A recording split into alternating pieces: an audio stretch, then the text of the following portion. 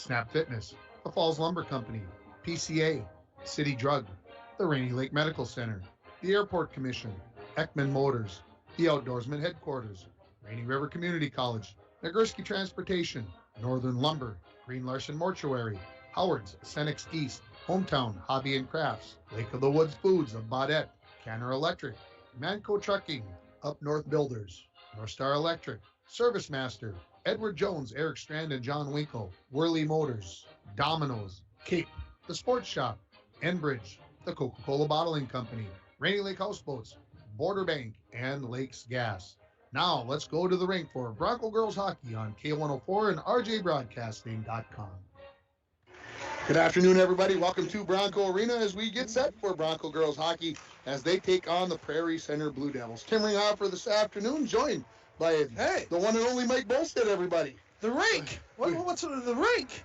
We're here at the rink, man. I tell you, you were telling me that you were. I gave you a little tidbit this morning, and you took it hook, line, and sinker. You were over watching Pee Wee hockey. Yeah, very impressed. We got some kids down there that can play, which is very good. Hibbing's a very good team as well. We played right with them. Talked to Zelke a little bit from Greenway. He said they have a very good team in Greenway, one of the best teams they've had in a while. So if we want to play with the best, we better get better. And I see some good signs there at the Pee Wee level and down. I know there's some nice players down there where our kids and grandkids are playing, and hopefully the program keeps improving. Absolutely. Let's talk Bronco Girls Hockey here. They come into this game, 0-10 on the season, but there's been some spots. There's been some games over the past few weeks where you'd say, well, hey, this is good, this is not so good, and I think the team would agree with that, but they went down to Benson a couple weeks ago now over the holiday tournament and lost to this Prairie Center team by a score of 5-0. Both coaches told me we weren't at full strength. Not everybody had their full teams there, so I don't know if you can read anything into that, Mike. Ringer, realistically, it's still infant stages right now. I mean, our program, we didn't have any kids playing down in the 8Us and 10Us and 12Us. So a bunch of these girls stepped up, and kudos to them. But hockey's a game. It's going to take 4 or 5 years to learn the skills and learn how to hold the puck and skate at the same time. And I've seen tons and tons of improvement. So I can see in another couple of years our program's going to be back to where it was a few years ago. When I talked to head coach Danelle Breitenfeld from Prairie Center, the Blue Devils, she said, we're not really measuring things in wins and losses. We're looking at things as improvement. And so these two programs are in very similar places, and that's why the games have been very competitive. All time, the Broncos are 5-2 against Prairie Center, including their only win last year in the regular season finale right here, 4-2. I remember it very well, but again, these two teams played on the 28th, and it was a 5-0 win. So I asked Coach Hall, does inspire the girls, because in that game they outshot the Blue Devils on the, with the number of shots on goal, but things just weren't going into the net. And she said, yeah, I really do believe that the girls are thinking that we played very competitive hockey against them, just couldn't get the puck to go in the net. Yeah, that's exactly it. What it tells me, though, Ringer, is we did have control of the puck quite a bit, and we had a lot of shots, which meaning the kids are getting in those dirty areas, which is very important in the game of hockey. So, I see lots of good things. I think Erin's going to get this program back to where it needs to be, and she's a very competitive person herself, and she doesn't like losing, and she's going to tell the kids don't enjoy losing, because that's no fun. Winning and being competitive is a lot more fun. Yeah, I looked at the lines that Coach Hall gave me, and they've mixed things up a little bit. Yeah. They've changed some people around. They're trying things. I talked to Coach Chad Baldwin on Coach's Corner this morning, and I asked him, how long do you keep fiddling with your lines? How long do you keep mixing and changing and see how it goes? And he says, up till maybe a couple of weeks before playoffs. Then you got to kind of settle in and let the boys play with each other. And I think that's what Coach Hall is doing here. Let's keep mixing and matching. Let's see who maybe we can move around and maybe find a spark. Yeah, and it's all going to come down to hard work, and that's how the kids earn their positions, and I'm guessing that's what Baldy was meaning. The kids who work hard are going to play, and that's kind of what Erin's probably doing over there with the Bronco girls. And keep improving, girls, and everybody in the Falls is proud of you, and keep working it, and we're all going to get better. Hometown Hobby and Crafts pregame show right here. Have you checked out Hometown and Hobby Crafts' large array of merchandise? Not only do they have everything to make your school or craft project the best it can be, but they also have puzzles. January is National Puzzle Month. It is National Puzzle Month. I used to love putting puzzles together. How about you? I used to, but where's the time? Winter is the perfect time to do it, however. It is between 9 and 11 p.m. Right in that little general area. But Hometown Hobby. And thank you to all our sponsors. Yeah. I heard that list as we were going on the air, and that's a large list. And thank you very much. And this is where you need to be. People listen to Bronco hockey, Bronco basketball, and again, thank you to all our sponsors. And again, you can get 15% off puzzles in the entire month of January coming up. So also want to remind you, you can text me at 218-324-3053. Who's going to score the first goal for the Broncos in this hockey game? While you've got your phone out, it's lunchtime. So call Domino's 283-3444 or order online to get your favorite pizza, chicken wings, pasta, or a sandwich. The winner gets a $5 gift certificate to Domino's. So again, that number 218-324-3053. Who's going to be the first Bronco to score in this hockey game? We'll take a break. We'll come back with the interview I did with the head coach of the International Falls Broncos, Aaron Hall.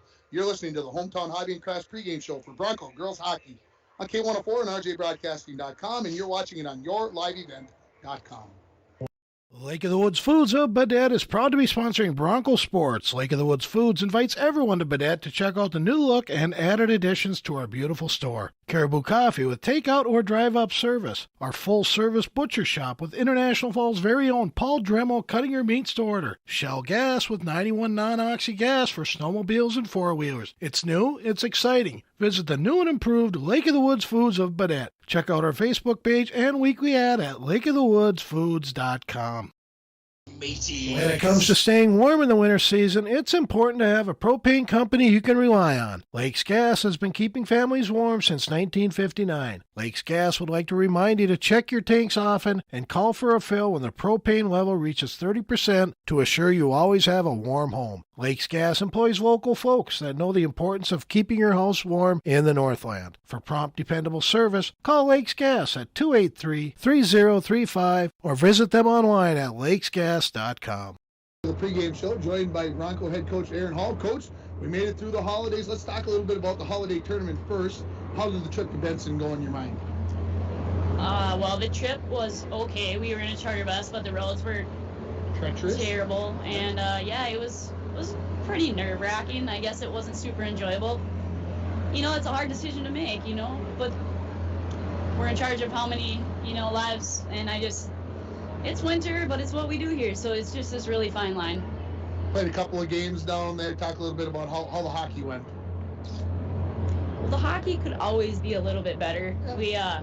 We were missing some kids. They were out of town or sick or hurt, and we did our best, really. I thought we didn't play too bad. Now the game we have today was a good game. We just, the score didn't reflect that necessarily, but we're two fairly competitive teams. Yeah, that was kind of the point where I was going to see you guys play Prairie Center, lost to them 5-0. So what's going to be different today with the game that you guys play against the Blue Devils? We do have a few of our players back. I know, like you just said, they do too.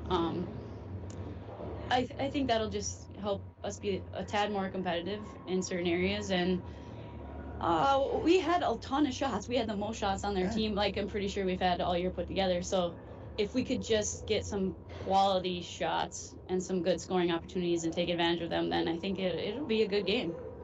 It's one of those things that we talk. I think it's easy to talk about getting quality shots and getting shots on goal.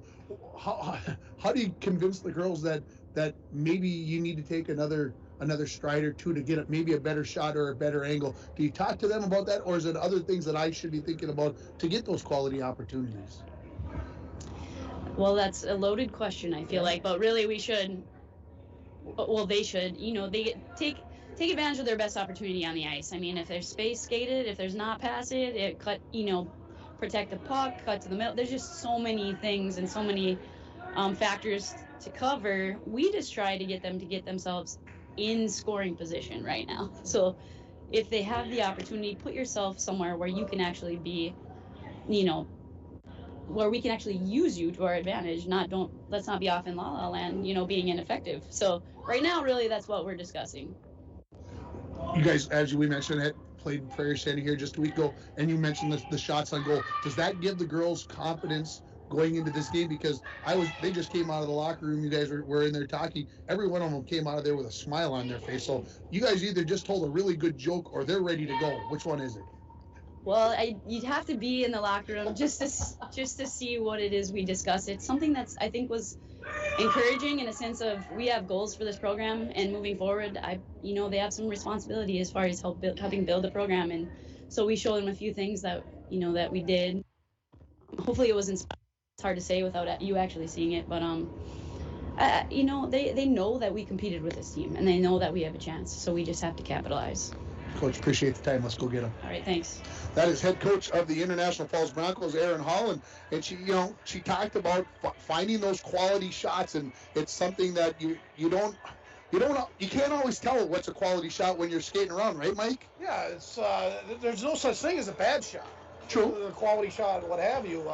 They're usually in front of the net and pretty much straight and to the point. Not surprising with Erin, and I like a lot of her comments. And, she knows what to do. Absolutely. We remind you that this is the Hometown Hobby and Crafts pregame show. Don't forget about texting me at 218-324-3053.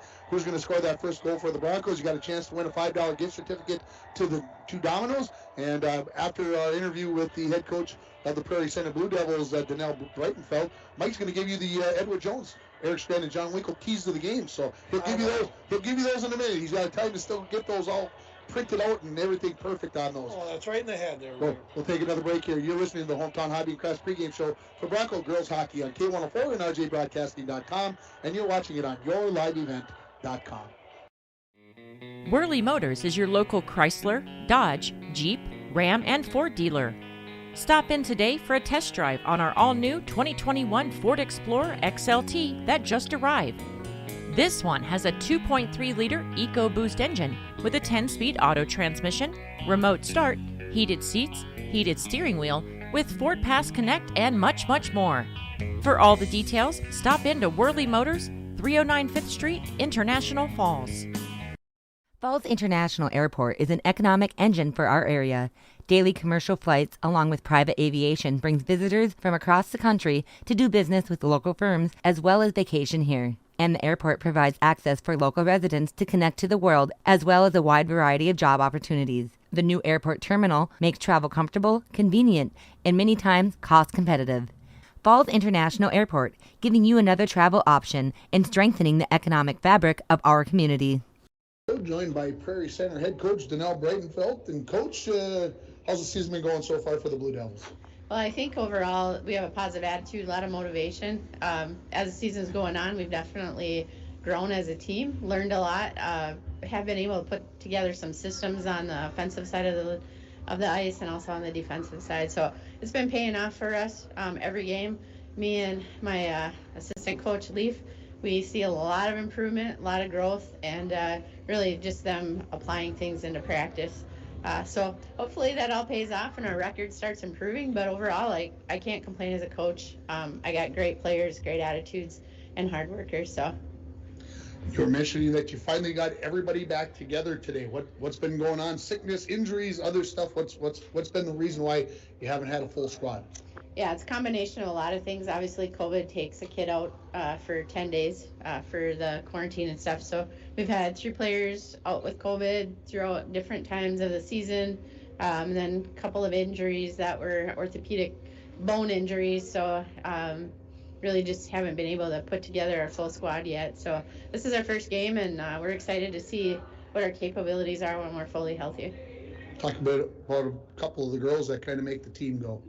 Yeah, so center Natasha Ludwig is our lead scorer this year. She's a freshman, so really coming along. She works hard on and off the ice and is dedicated to the sport. So every year, we see big gains from her as far as ability and skill level. So she's one of our assistant coaches. She obviously contributes on the ice, but definitely is a leader on the ice too, and really motivates the girls. So. You guys played the Falls just last week at the holiday tournament, as I make sure I'm not going to get run over by your team, and talk about what you take out of that game into today's game. Yeah, I think that game was a good game for us. Just confidence level, being able to implement some systems that we had been working hard on for the last month, and so that game was really a high point for us, just to not only score goals, but more or less work as a team, get our systems together, and really start seeing how those systems play out against a different squad besides in practice. So. We're excited to play the Broncos. I always like coming up here. It's kind of like a little piece of history and nostalgia to come to the Bronco Arena. I played here in '97, so I always kind of relive a couple of my hockey memories here in this building. So it's always just fun to come up here. It's a long bus ride for us, but we don't get that many complaints from our players or our parents. So it's fun. Coach, appreciate the time. Best of luck. All right, thank you. That is head coach of the Prairie Center Blue Devils, Danelle Breitenfeld, and she talked about coming to Bronco Arena, the nostalgia. Yeah, I wonder who she played for. Well, and that's a great question. And of course, '97, that was the very first year that the Broncos had a club team. Okay. So as I went back and looked in the book, and so it kind of made me want to go back and look at that. But of course, there's no scores for those club games. Yeah. In my history book, I've only got the games that were considered Minnesota State High School games. So I should have asked her that. That'd have been a great question. See? Yeah, well, that's all right. I'm guessing Rachel Hell-White was probably a little involved in those. I would guess the as well. assistant coaches. And, interesting what she said at the end. Yeah. No complaints from the players and coaches, which is always good. And God, you shouldn't have to say that. Shouldn't have. But it's a long, bus. Yeah. So it's time for Edward Jones, Eric Strand, and John Winkle, Keys to the Game. There are keys to the game, and there are keys to making wise financial decisions for your future. Let Eric Strand and John Winkle help you to make those choices. Stop in and see them at 445 4th Street in downtown International Falls, or call them at 283-6464. Edward Jones is a member SIPC. And Mike, what do you see as the key or keys to the game for the Broncos to get a win here? Well, I think it was brought out in the pregame interview with Aaron Hall. It was just factual. Let's get some shots on goal, quality shots. So I think the keys of the game for probably both teams is who's going to win the battles in front of the net, defensively and offensively. Broncos need to get more opportunities and cash in on some of those opportunities they get. So I would say the keys to the game is when you get a good shot on net, let's make it count, because they didn't have any luck in the first one. All you got to do is keep putting shots on goal. That would be my key of the game. And there's your Edward Jones, Eric Strand, and John Winkle keys to the game. As the teams come back out onto the ice, let's run down the starting lineups for you and remind you that you can give me a text at 218-324-3053 and predict who is going to score the first goal for the Broncos in this game. And again, while you have your phone out, give Domino's a call, 283-3444, or order online at Domino's.com to get your favorite pizza, chicken wings, pasta, or a sandwich. And again, you're listening to the Hometown Hobby and Crafts pregame show. As as Mike said earlier, we appreciate all our sponsors who make all of this possible. And again, when you hear these sponsors on there, go out there and support those sponsors and tell them, hey, thank you for bringing us Broncos sports, because in reality, we can't do it without them. The starting lineup is brought to you by the Sports Shop in downtown International Falls for honest service and fair prices on bikes, hockey equipment, and snowshoes. Have you ever snowshoed, Mike? My wife was going to buy us some. Yeah? Yeah. Okay. I haven't, but it sounds like I'm going to. I know my wife has. I never have. It's supposed to be a heck of a workout. Maybe we could convince Carrie that we need to go snowshoeing rather. Yeah, better than sitting up in that lobby area. Here's your starting lineup. Starting for the Blue Devils from Prairie Center, starting in goal, a sophomore, number 1, Kennedy Lemke. Starting on the defense, a senior, number 14, Brenna Bick, and a freshman, number 9, Carly Greenis. Starting on the forward lines, on your wings, number 16, sophomore Kyra Swanson. On the left-hand side, Madison Colpus will be your sophomore right winger, and your starting center will be freshman number 13, Natasha Ludwig. Looking over at the Broncos, starting in goal will be freshman number 31, Mara Pellin. On defense will be freshman number 9, Lola Wade, and freshman number 18, Kylan Glennie. Your starting forward line on the left wing will be freshman Brenna Crosby. On the right-hand side, 8th grader Ava Werner. And starting at center will be number 14, 8th grader Taylor Burns. And those are your starting lineups, brought to you by the Sports Shop in downtown International Falls. And just want to remind you that the Bronco boys hockey game that was scheduled at home for tonight against Proctor has been postponed until the 18th of January. The Bronco game that was supposed to be played at Rockridge on Tuesday has also been postponed to Monday, January 31st. So a couple of changes in your schedule. And our next broadcast will be Monday night. We'll be down in Little Fork for the... You just never stop. We never stop. No. The guy at the top, he won't let it stop. Just keep doing games. We'll take a break. We'll come back with the opening of this game. You're listening to Bronco Girls Hockey on K104 and RJBroadcasting.com, and you're watching it on yourliveevent.com. City Truck, your community health mart pharmacy, invites you to eat well and live better with Frontier Soups. Gluten-free, non-GMO, no added salt or preservatives. The homemade minute mixes offer a variety of easy-to-prepare soups. South of the Border Tortilla and Chicago Bistro French Onion are best-selling favorites. Try Minnesota Heartland 11 Bean Soup or the always popular Rocky Mountain Trail Loaded Potato Soup. Frontier Soups, clearly made from ingredients you know. City Drug Health Mart, taking the time to listen and care. There's something special about coming from small towns like International Falls, and the folks at Canada Electric know what it is. It's the connection, the attachment, and the deep pride you feel towards your community, especially your youth. Canada Electric is a proud supporter of Bronco hockey and wish them the best of luck during the 21-22 season.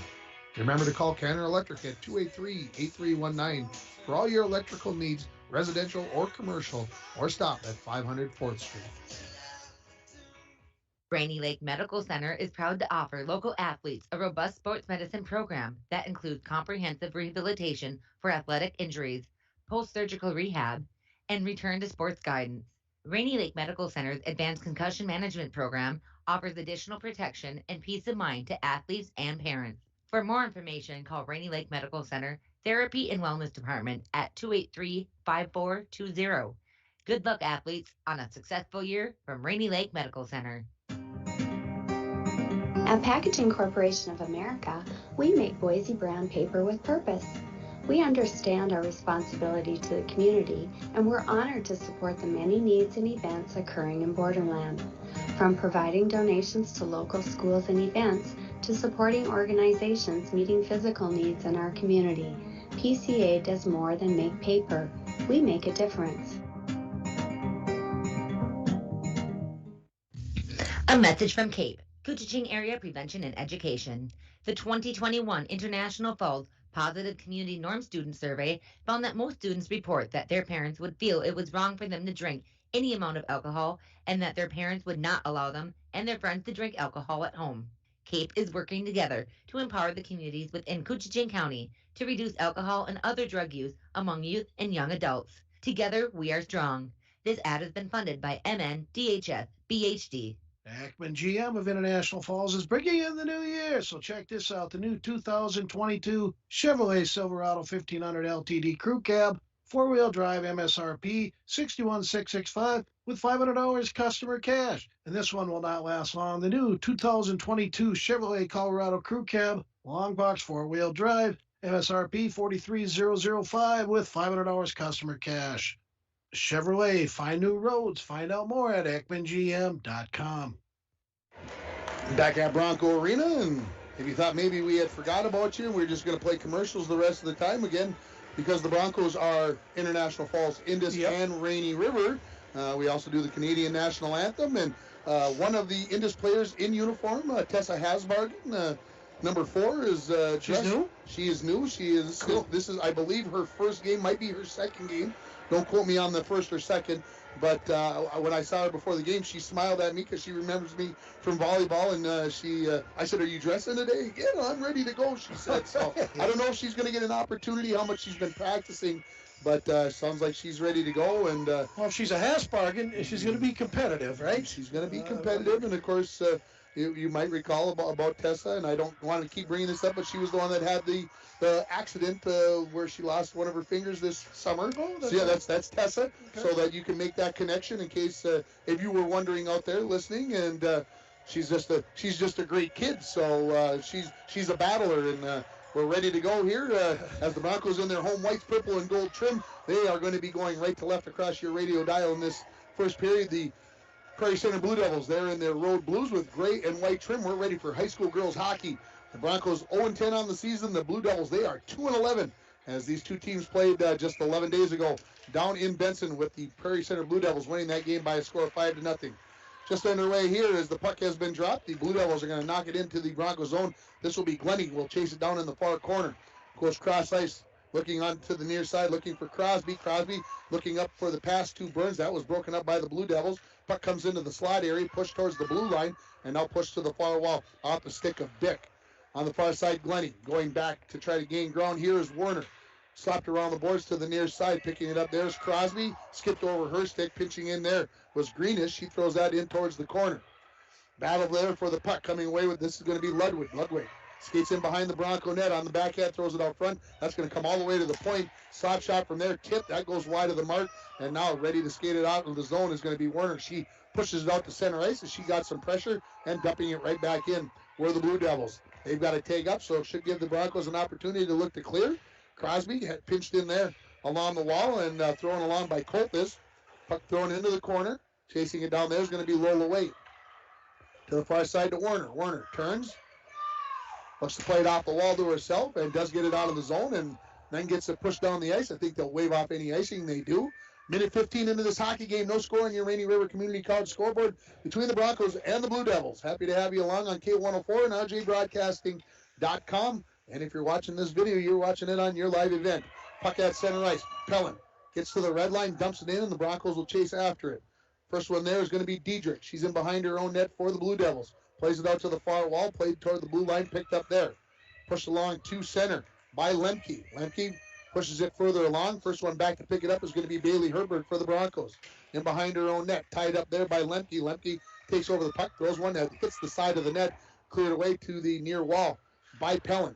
Broncos looking to chip it out. This is Valentine. She's going to have a one-on-one going back the other way. Gets pushed to her backhand. Puck kind of sneaks away from her, and that allows the Blue Devils to retreat back in, cover up any opportunity for Valentine. Late one there, and a chance right out front for Pellin, and the goaltender, Kendi Lemke, is going to cover that up with 14:52 remaining in the first period. No score on your Rainy River Community College scoreboard. Yeah, a little tidbit here real quick.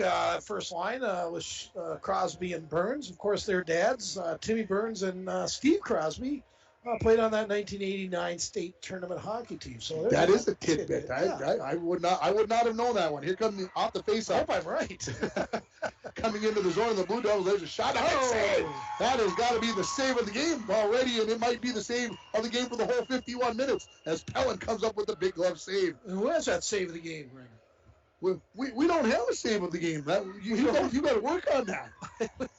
We could give that. We give it to Nagurski Transportation. How about we give it to Snap? Snap Fitness. Snap the club on it. The Snap, I like that. Snap Fitness. Snap decision of the game. Snap Fitness on Sherwood Drive is a 24-hour facility with free weights, tanning, hydro massage, and more. Personal training is available. Give Haley Silvers a call at 283-0020. That is Snap Fitness on Shorewood Drive. I like the sound of that. That's the hydro massage. Yeah, it sounds really good. Yeah. Here come the Broncos back the other way. Caradice into the Blue Devil zone after the face-off to the right of Pellin. Puck thrown towards the net, knocked away by Bick. She was the one that had that big shot that Pellin came up with the big save on.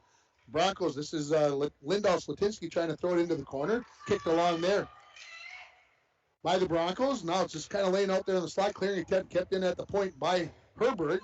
Puck goes back towards the Blue Devil net. Now ready to skate it out here is going to be Bick. She gets to the blue line. She slams it down the ice, heads for the bench. Back to pick it up is going to be Lola Wade. Overskated it momentarily, lays on the brakes. 3:15 into this hockey game. No score between the Broncos and the Blue Devils here in high school girls hockey. Clearing attempt by the Broncos is finally pushed out by Burns. Burns tries to push that further along. And back the other way come the Blue Devils. They can't control it. Now bringing into the zone. This is going to be Coltis, and she is just offside with a teammate there. So we get a whistle, and the face-off will be on the near side of the ice. No. Which way are we going? We're offside. Far side of the ice? Yeah, far side. They're going to put them over on the other side. Just two officials for this game. And Selke and Braden Dremel. Yeah, a little tough time finding officials for this game, my understanding. Yeah, Russo has COVID over in Fort Francis. He couldn't make over, so Billy Mace working hard to get some refs, and he did it. Face-off comes back into the Broncos zone. Now they push it out, and then right back in by the Blue Devils, and then right back out by the Broncos. Burns along the far wall. Gets some help from Werner. This one's thrown towards the net, just wide of the mark. Coming in to try to keep that in the zone is going to be Crosby. Thrown out along the half wall, now pinned up against there, and a loose puck. Ready to skate it out here is Ludwig. Ludwig up and along the near wall. Comes into the Broncos zone. Let's go with a wrist shot. That one was high going over the crossbar. Pellin says, I'm going to squeeze that one with the glove. She hangs on to it and stops the clock with 12:53 left in the first period. Yeah, of course, Pellin, she faced a few shots in the last game up against officially, and I should make sure I say this publicly, she only played the first 2 periods and saved 75. Oh, okay. So she didn't get to the 89 mark. She got a little help from her teammates. So she only played the first 2 periods. But, still 75 is quite a few. Broncos off the faceoff, right down into the Blue Devil zone. Puck in the far corner. Played up along the wall. And this is going to be picked up by Lemke. Lemke up along the far wall, pushes that past Glennie, and race for the puck. Lemke will win it in the far corner. Plays it back out along the wall, looking there for Ziggin. Ziggin couldn't control that. Puck laying there, kind of on the top of the circle. Slapped back into the corner by Bick. Back to get the puck there is going to be Caradice. Throws it along the wall. That's kept in at the point there by Greenis. She throws one towards the net. Puck hits some traffic, goes into the corner. Back out to the point to Bick. Bick rattles it around the boards, comes into the near corner. First one there is going to be Valentine. Valentine pushes it out towards Pellin. That's knocked off of her stick. Another opportunity for the Broncos to clear. Kept in at the point. Second opportunity to clear. Kept in. And now Valentine squeezes it past Greenis. Puck along the near wall. At center. Wade's going to get a little bit too much on that one. That is going to be an icing call here on the Broncos. Stopping the clock with 11:46. Every time I see Valentine get a touch on the puck, I remember watching Prairie Center's video feed last year, maybe the year before already, getting old. But Valentine scored her first ever goal against Prairie Center. And so I think that might be something that Savannah, did I say Sarah? I did, didn't I? Savannah. And want to make sure I get that right because Sarah's, of course. Isn't there a Savannah Smiles and a Sarah Smiles? It could be. The Broncos, no icing as this one gets a touch. We'll keep you up on the date on the radio. I know the camera's getting on the plate. We can make sure we're doing what we're supposed to be doing here. Puck comes right out in front, tipped right there. Lindahl Statisky with an opportunity. There's another opportunity for the Broncos, and sending it just high there was Kiana Ford, or Q as they all call her. I can't get anybody to call her Kiana. She's just Q. Puck in the corner now. Put out front there by Graves. Puck comes to the near half wall.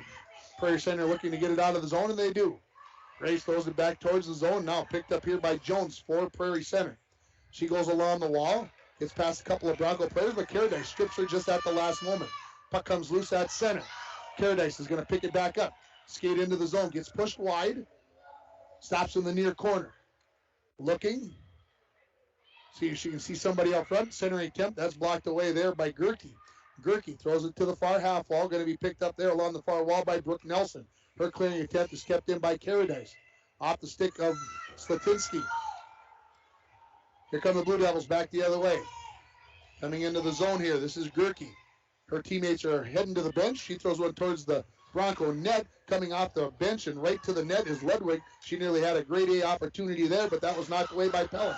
Here comes Burns. Burns comes into the zone. She's going to let go with a long wrister. That misses the mark and goes to the far wall. Werner, who just came off the bench, had a momentary chance at that. Picked up by Coltis. Gets it out to center.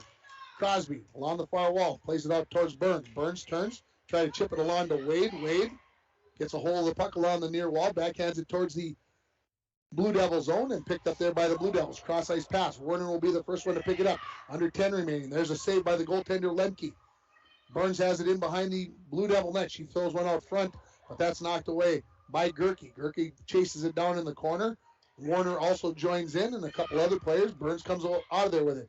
Throws it out towards Crosby, but that's intercepted by Swanson, and she'll skate it out of the zone. Maybe got away with a little hook there, did Warner. Swanson comes into the zone. Let's go with a wrister. Saved by Pellin. Broncos got to clear that away. A couple opportunities. Puck laying out front, and finally somebody swiped that. It might have been Glennie, and it's going to take an icing call here, but that was a necessary icing call on that one. Yeah, 22 Haven Pellin and Mara, are they sisters? They are. Okay, I did not know that, and I really like number 9 so far, Lola Wade. Boy, she's gotten a little bigger, a little taller, and skates very well. Yeah, she has. She's taken a step. That's really good to see. Face off to the right of Mara Pellin. It'll be Pellin versus, I think that's Lemke. It is. Puck comes in behind the Bronco net. Puck playing loose there. Herbert backhands it in the corner. Valentine turns. Looks to clear it out. Kept in at the point by Greenis. Cross ice. Looking for Bick. One-timer. Slap shot. Saved by Pellin. I'm not sure if she saw it, but she got the pad on it.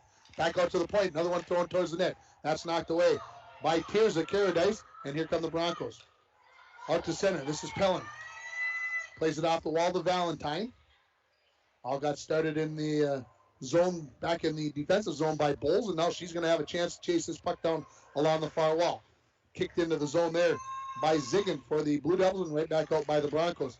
We approach the halfway mark of this first period. No score between the Broncos and the Blue Devils here in high school girls hockey. Herbert from behind her own net. Wheels up the center of the ice. That's it. Looking to get past Elms. And Elms plays it back to a teammate after taking the puck away from Herbert. Broncos in the middle of a change as they got that completed. Now puck loose in the center ice area. Caradice tries to play it past a couple of blue jerseys, but Elms does a good job of keeping it in momentarily, and then good effort by the Broncos to get it back out to center. Tipped in and out. At center ice now. Played along the near wall. Going to be picked up here by Herbert. Herbert looking cross ice for Lindahl Slatinsky. She chips it along the boards, then taken away and knocked back towards the Broncos zone by the Blue Devils. There's going to be an icing call as Caradice missed the angle on that pass as she was looking for Kiana Ford. And we get an icing call on the Broncos. 7:49 left in period number 1. Good part is she kind of got mad at herself. I like seeing that. She knows she made a bad pass, which is going to happen. It was the idea that I liked. Exactly. Bailey Herbert, nice job carrying the puck out of the zone. You know, that's what she's doing. She's improving. That signs of improvement right there. Carry that puck as often as you can, right here. Face-off control by the Blue Devils out to the point. Bick on the near side.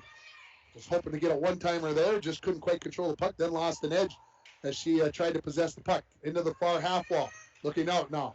Looking for Ford. Just out of her reach was the pass from Lindahl Slatinsky. Played along the far wall. Going to be picked up there by Glennie. Glennie makes a nice move along the wall. Throws it off the wall into the Blue Devils zone. Puck knock kick towards the wall there. Greenish will pick it up there for Prairie Center. Out to center. Intercepted there by Glennie as she retreated back into her position after carrying the puck into the zone. Cross ice looking for Wade. Wade pushes it up, but it's going to be taken away there by the Blue Devils Coltis. Puck being ping-ponged around here in the neutral ice area as we approach 7 minutes remaining in the first period. No score between the Broncos and the Blue Devils. Blue Devils looking to come back into the Broncos zone. This will be an icing call as they got the thread of the needle, got it through all the Bronco players, but past everybody else too. And the icing call will bring the face-off back to the left of Kennedy Lemke. Shots on goal, 5-4 in favor of the Blue Devils here through the first 10 minutes of this hockey game. Yeah, another improving player, Kylan Glennie. Kai, very good. Carrying the puck, going after it. Some good signs here, Ringer. Face-off win by the Blue Devils. Turn, they're going to try to get it out of the zone. They do. Going to be picked up by Lemke. Lemke skates in. Retreating back was Caradice. Is she going to get called for the trip? No, they say no, as Lemke was knocked off of her skates. And now here's an opportunity. Bernsey could have a breakaway opportunity. She shoots from long range there. That's knocked away by the goaltender, Lemke. Coming back into the play was Gerke to kind of force that shot from Burns. Knocked out to center by the Blue Devils. Back to pick it up is Herbert. She looks cross ice, looking for Caradice. Tipped away by Lemke. Picked up along the far wall there by Werner. Werner tried to pass it up just out of the reach of Taylor. Here come the Blue Devils back the other way. Lemke turns, heads north and south, throws one towards Pellin, heads to the bench as the Blue Devils are in the midst of a change. And Pellin says, I want my teammates to have a change as well. And she covers up the puck and stops the clock, with 6:05 left in period number 1. Zelke let that go a little bit, and probably could have set it off to the side, but both teams were tired. I think she thought of both teams when she did that. That's so considerate of Mara. Face-off win by the Blue Devils. Out to the point, shot towards the net. Pellin sticks that away into the near corner. Knocked to the far wall by Lola Wade. Comes to the point. This is going to be kept in by Greenis. She tries to go across ice, and the first one there is going to be Elms. Elms skates it into the corner. Knocked off of her stick. Comes to the point. Bick throws one towards the net. That's kicked away by Pellin. That's Haven Pellin now throwing down the ice. I don't think Valentine's got enough speed to get there. Oh, they say a touch, so no icing. First one there is going to be Greenis. She throws it up along the near wall. Keeping in momentarily at the point was Pellin, and now skating out with it here. This is Caitlin Jones. Jones skates it in, backhands one to a teammate she thought should be there, but there was nobody there.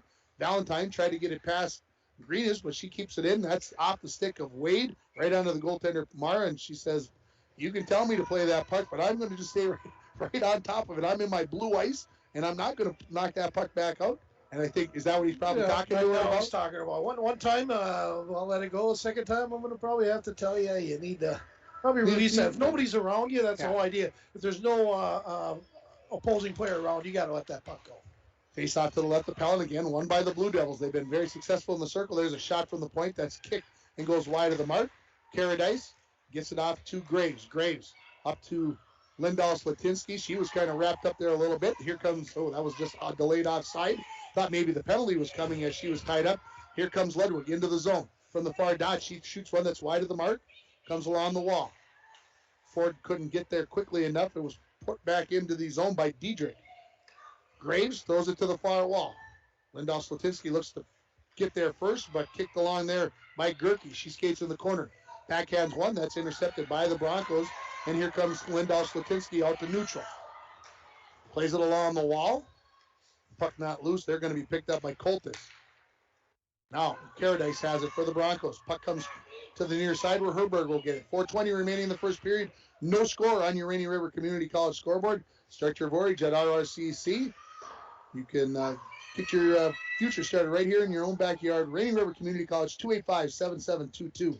There's a shot from the far wall for the Broncos off the stick of Lindahl Slatinsky. Comes into the near corner. The Blue Devils throw it out to the far side. Caradice keeps it in at the point. Who's puck? Slatinsky just overskated that. She was already thinking, I might have to be able to walk in and put this one top shelf. There, right out front is a good opportunity for Kiana Ford, and the save by Kennedy Lemke. At the point, keeping it in momentarily was Caradice. She brings it in, and they're going to have to blow the whistle on that one. That one just snuck out, and that stops the clock with 3:39 remaining in the first period. No score on your Rainy River Community College scoreboard. Yeah, well, a little seventh grader Lindahl Slatinsky. Very good job. Maybe everybody kind of pass. No, carry it. That's what these girls need to learn. Carry the puck as often as you can, because that's how you're going to get better. Face-off controlled again by the Blue Devils. Skating it out of the zone here. Here comes Bick. Tried to go up to Lemke, got it kind of into her skates, couldn't control it. There's a late shot by Bick. Mara Pellin comes up with the save. Burns leaves it back in the corner. Nice. Pushed along by Wade. Picked up there by Crosby. Crosby skates up along the near wall. Gets a checking call coming up here. We're going to have our first power play of the hockey game. And is brought to you by Up North Builders. Expert construction in International Falls. They've got planning. They've got management. They've got experience. It makes a difference. Up North Builders. And the first penalty of the game is going to be on number 23, Allie Lemke, as the Broncos will go on that first power play. There you go. Again, thank you to Dave and Gigi. Always fun to work with them, and they do a great job here in International Falls. Yeah, it'd be interesting to see how they run the power play. Of course, they got looks like the first line out there with Glennie and Wade will play the point. So let's create some opportunities, see where it goes. This penalty comes at 13:44 of the first period. The faceoff will come to the right of Lemke. Controlled again by the Blue Devils. They get it to the point and clears it all the way out. Race back for the puck. Ludwig trying to put some pressure on. Glennie uses her body pretty well. That's a good collision between two good-sized girls. And now along the end wall is Ludwig trying to waste some time here on this penalty kill. And she continues, and now we're going to get a chip here on the Broncos. And so we'll go to 4-on-4 hockey instead. Holy comes flying over to the penalty box. Lowell's like, yeah, I did it. I got the trip.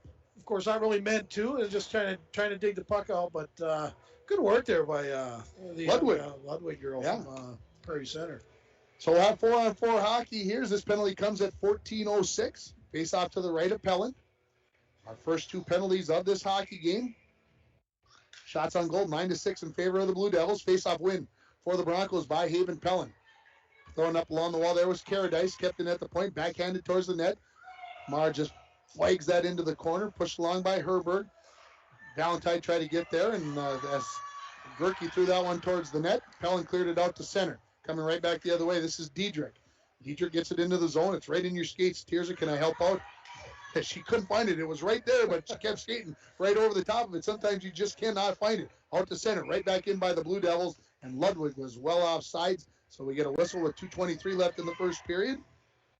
And man, good first period. Yeah, I mean, not a lot of great opportunity. I thought the Falls had probably the better chances. We talked about it in the pregame that these two teams are very even, and that's what we've seen in the first period. So, again, we're having 4-on-4 hockey here.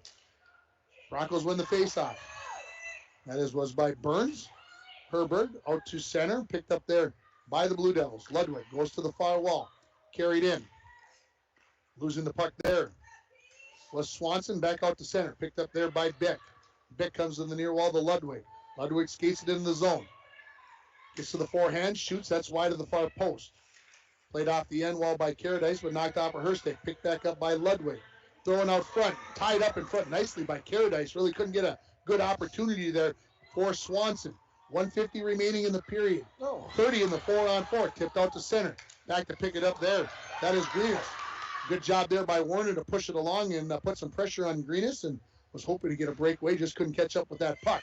Puck is clear to the zone. Here comes Ludwig. She'll have her one-on-one. Coming back against Caradice, and Caradice picks her pocket clean. Couldn't get it out of the zone, though, as Swanson pushed it along. Centering attempt hit the side of the net, and no shot attempt there for the Blue Devils. Out to the point to Greenis. Tipped in front, but it goes wide of the mark. Puck lays in the corner. 1:20 remaining in the period. Blue Devils are at full strength, so now they have a short power play opportunity. Valentine out of her own zone. Savannah, keep saying that name, Tim. You'll get it right. You won't call her Sarah. That S name, doggone it. Here comes Diedrich. On her backhand as her teammates changing behind. Now the Broncos at full strength. So we have got nearly at full strength, and there's a good opportunity. Pelham and couldn't come up with that. Was chipped, backhanded, and the Blue Devils lead this by a score of 1-0. It looks like 17 will get that ringer, and boy, a little tiny turnover behind the net, and 17, I don't have her name in front of me. That is Diedrich, Dalen Diedrich, 17 unassisted. So cashes in on it, So 16:06 will be 16:05 officially the time of that goal, and Pellin was there. It was just a debate, where was that puck going to end up, and she just threw it and just squeezed inside of the far post, but it is 1-0 in favor of Prairie Center. Off the faceoff. The Blue Devils looking to bring it right back in the zone, and they do. They chip it towards the net, picked up there by Lola Wade. Wade comes up along the near wall, looking for a four. That just skipped over her stick at the last second, and the goal scorer, Diedrich, hustles back to pick up the puck. Cleared out to neutral. Picked up here by Lemke. Lemke comes into the zone. That is Elm's correction, and there's a shot on goal, and that was a good save. That is Lemke. 23-22. Those 3s and 2s when those jerseys are bunched up are tough to tell. Good save there by Pellin on the shot. Tried to clear, but Diedrich keeps it in. Pellin is going to cover that up. 16.4 seconds remaining with Prairie Center now leading this game by a score of 1-0. And you and I have talked about it quite a bit, that scoring in the last minute, you can kind of see the frustration. I looked over at Coach Hall, and yeah, she wasn't happy about that, but yeah, you hate giving up those goals in that last minute. Face off to the left of Pellin, one back by the Broncos after the Blue Devils seem to be owning the face-off circle. The Broncos have won 4 or 5 out of the last 6 here. Final opportunity. This is Elm. She turns, shot saved by Pellin, and hangs on to it with 4 seconds remaining in the first period. Yeah, good save there by Pellin. No, she's not going to let that goal deter her. Or... Yeah, and she came out to the edge of the crease, got squared up to the puck, just what you wanted to do. Like I said, you can't let that one. Like I said, that was a tough shot. It was. Face off controlled by Graves. The Broncos look to clear, and that will end the first period. With the score, Prairie Center 1, International Falls 0. You're listening to Bronco Girls Hockey on K104 and RJBroadcasting.com, and you're watching it on YourLiveEvent.com. A message from CAPE, Couchiching Area Prevention and Education. The 2021 International Falls Positive Community Norm Student Survey found that most students agree that vaping or using e-cigarettes is never a good thing for anyone in their age range to do, and many students disapprove of their friends vaping or using e-cigarettes. CAPE is working together to empower the communities within Couchiching County to reduce alcohol and other drug use among youth and young adults. Together, we are strong. This ad has been funded by MNDHS BHD.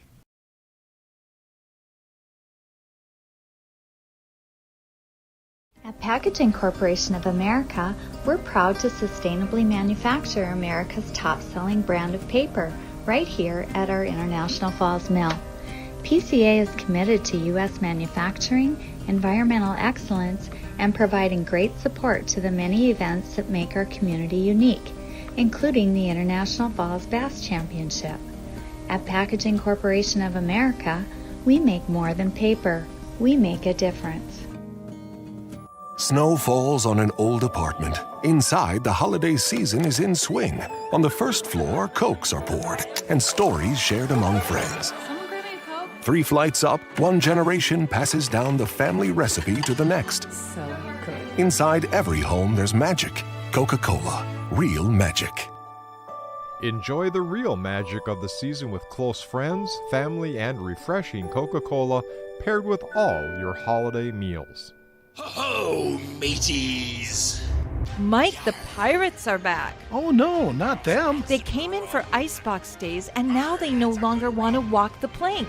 Why not, Don? They're pirates. Mike, now they just want to walk the carpet tiles. Well, of course they do, Don. It's warmer on their feet. Update your home and business with any of the major brands of flooring. Call now to get on the installation schedule. At Studio B Flooring next to the Falls Eye Care, 218-240-5599.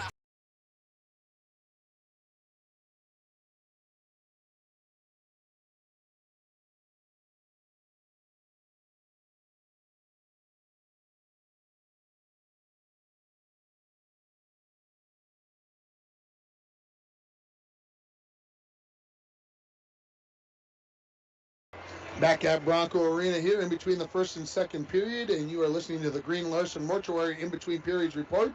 Green Larson Mortuary, welcome to a place to celebrate life and honor every memory. Go to their website at greenlarson.com. 1-0 after the first period in favor of Prairie Center over the Bronco girls, and we talked about it, Mike, a fairly even period. Yeah, shots 13-6 in favor of Prairie Center, but I thought the Broncos had some really good opportunities, especially that third line. I thought Keanu Ford and Graves and Lindahl Slatinsky. Yeah, Lindahl Slatinsky really impressed me. Young seventh grader. Seventh She goes up and down in motors, and yeah, that's what you got to do. You got to work hard, and she's one of those kids that you can tell she likes to be out there. I'm going to say it this way, Mike. They were just a fraction of a split second off or an inch away from grabbing the puck and getting a better opportunity. I don't think they were getting those kind of opportunities a month ago. No, you got to look at the ice rink as a big pool table. And sometimes I watch how the girls sometimes take the angles, not just girls, but in the boys' games is where's the puck going to go when it bounces off the boards. Yeah. And I've seen it a few times more on breaking out. Is these girls got to learn, and the boys, where the puck's going to end up instead of where it's at right now. And I've seen that a number of times, and that's that inch or two that you're talking about. So what I would recommend, no, I'm not going to tell people to go there and go in on all the bounces go off a pool table, but it's very similar. Something you can do during practice is just work along the boards and kind of see the reaction, and it's kind of a fun drill to do. So. Yeah, it's something that I'm sure it takes practice. It's an instinct. Sometimes kids don't have that instinct. You just don't have it, but you got to work at it. Yeah, it's a great point, and that's your inch or two that you're talking about, though. Well, if you're off by an inch or two, well, it's not necessarily you're not fast enough, is that you weren't at that spot at that time. But overall, you're right. What you said a month ago, this team's a lot better team, and the girls are getting better. And most importantly, what I liked, Ringer, is these kids, these young girls carrying the puck. That's how they're going to get better, and that's where the improvement's going to come. Talk a little bit of what you saw out of Prairie Center in the first period. Well, they got a big, tall young girl, number 13, probably the coach's daughter, assistant coach's daughter. I liked her game. And they have a pretty sound, fundamental team. They're no superstars, but they seem to move the puck real well, and I like their game. And again, both teams are pretty similar as far as talent-wise, and we'll see what happens here in the next coming two periods. Yeah, I kind of like their defensemen. They seem to be able to keep the puck in. They read the puck real well when it's coming out, pitching in, keeping the puck in the zone, keeping the pressure on the Broncos. It seemed like at times the Broncos maybe were a little bit under duress, but they were able to, keep the quality chances for Prairie Center off the board. The Broncos were, but I thought the defenseman did a good job of keeping the puck in and keeping the pressure on the Broncos. Yeah, it says she's a forward here, but I believe number 12, Caitlin Jones, she played very well. I thought that period for Prairie Center, moves the puck real well, and as a catalyst back there, right shot, and does a good job. But overall, I thought Pellin played well. Both goalies played well, and I'm looking forward to the next period. We'll take another break. We'll come back with the scoring and run down the stats from the entire first period. Prairie Center leads it 1-0 on your Rainy River Community College scoreboard. You're listening to the Green Larson Mortuary in between periods report for Bronco Girls Hockey on K104 and RJBroadcasting.com, and you're watching it on yourliveevent.com.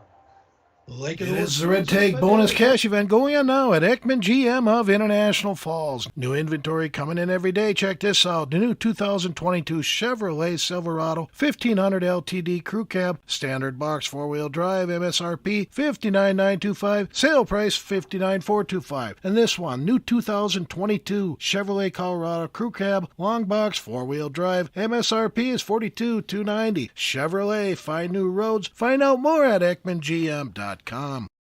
Rainy Lake Medical Center is proud to offer local athletes a robust sports medicine program that includes comprehensive rehabilitation for athletic injuries, post-surgical rehab, and return to sports guidance. Rainy Lake Medical Center's Advanced Concussion Management Program offers additional protection and peace of mind to athletes and parents. For more information, call Rainy Lake Medical Center Therapy and Wellness Department at 283-5420. Good luck, athletes, on a successful year from Rainy Lake Medical Center. Coming June 23rd through the 25th at Brainerd International Raceway, the Midwest Premier Country and Rock Festival. Lakes Jam presented by R&J Broadcasting. On the Bud Light main stage, hear John Party, Tesla, Gabby Barrett, Warrant, Kicks, Mark Wills, and more. It's more than a music festival with watercross, drifting, poker tourneys, lawnmower racing, and more. For tickets and more information, visit lakesjam.com. From all of us at Enbridge, thank you. Thank you. Miigwech, and thank you for working on Line 3 replacement. Thank you to everyone who supported this project. Construction is complete on a new and safer pipeline that will deliver the North American energy that we all rely on every day.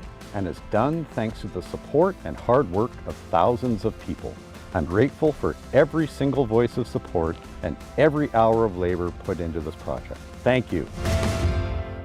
As we're in between the first and second period, you're listening to the Green Larson Mortuary in between periods report. Green Larson Mortuary, welcome to a place to celebrate life and honor every memory. Go to their website at greenlarson.com. Let's run down the only goal of that period was scored at the 16:05 mark by Dalen Diedrich, and she got that puck that was just kind of laying out front, kind of just out there, and she skated out front, backhanded it past Mara Pellin for the only goal. There were two penalties. They were assessed almost essentially at the same time, 22 seconds apart. Lemke for Prairie Center took a checking penalty at 13:44, and then Lola Wade took a tripping at 14:06. Shots on goal, as Mike mentioned, 13-6 in favor of Prairie Center in that first period. Mara Pellin had 12 saves, and Kennedy Lemke, she had 6 for Prairie Center, and I think that runs down the stats from the first period. And what are the coaches telling their teams? More of the same? Is there any big change to be made for either team? I don't think so. I would maybe just make sure you got one girl high. I noticed a couple times the Broncos. I saw a few times all three girls down low. Instead, you probably have one a little bit higher, just kind of covering up a little bit. But I'm guessing Aaron wants those kids down there trying to create more chances. And the only way you're going to do that is maybe be a little more aggressive on that forecheck. And if you're going to give up an odd man or odd woman rush, 3-on-2, so be it. And again, it's all about development, and Aaron knows that, and that's what she's trying to do, and that's what this is all about. A lot of coaching going on in that locker room. Absolutely, and I'm still getting a couple of texts for keep sending them for the first score of the game. The Broncos obviously did not score in that first period, so we'll still take your guess for who scores first for the Broncos. Give me a text at 218-324-3053, and again, while you have your phone up, hey, call Domino's at 283-3444, or go to Domino's.com and order your favorite pizza, chicken wings, pasta, or a sandwich. The winner receives a $5 gift certificate to Domino's. We'll take another break. And when we come back, we will have the second period. The Broncos are trailing at 1-0 here on your Rainy River Community College scoreboard. You've been listening to the Green Larson Mortuary in between periods report for Bronco Girls Hockey on K104, rjbroadcasting.com, and yourliveevent.com. This is Jim Berkemeyer, owner of R&J Broadcasting Incorporated. Together with Bernie, we're inviting you to join us on a tour of Victoria, Vancouver, and the Canadian Rockies, July 14th through 23rd. On this tour, we'll visit historic Victoria, tour the breathtaking Butchert Gardens, and experience the stunning scenery of the Canadian Rockies via rails train. Visit holidayvacations.com, keyword RJ. Learn more about this tour and watch the travel show, or call 888-557-1020 for a free brochure. Remember the keyword RJ.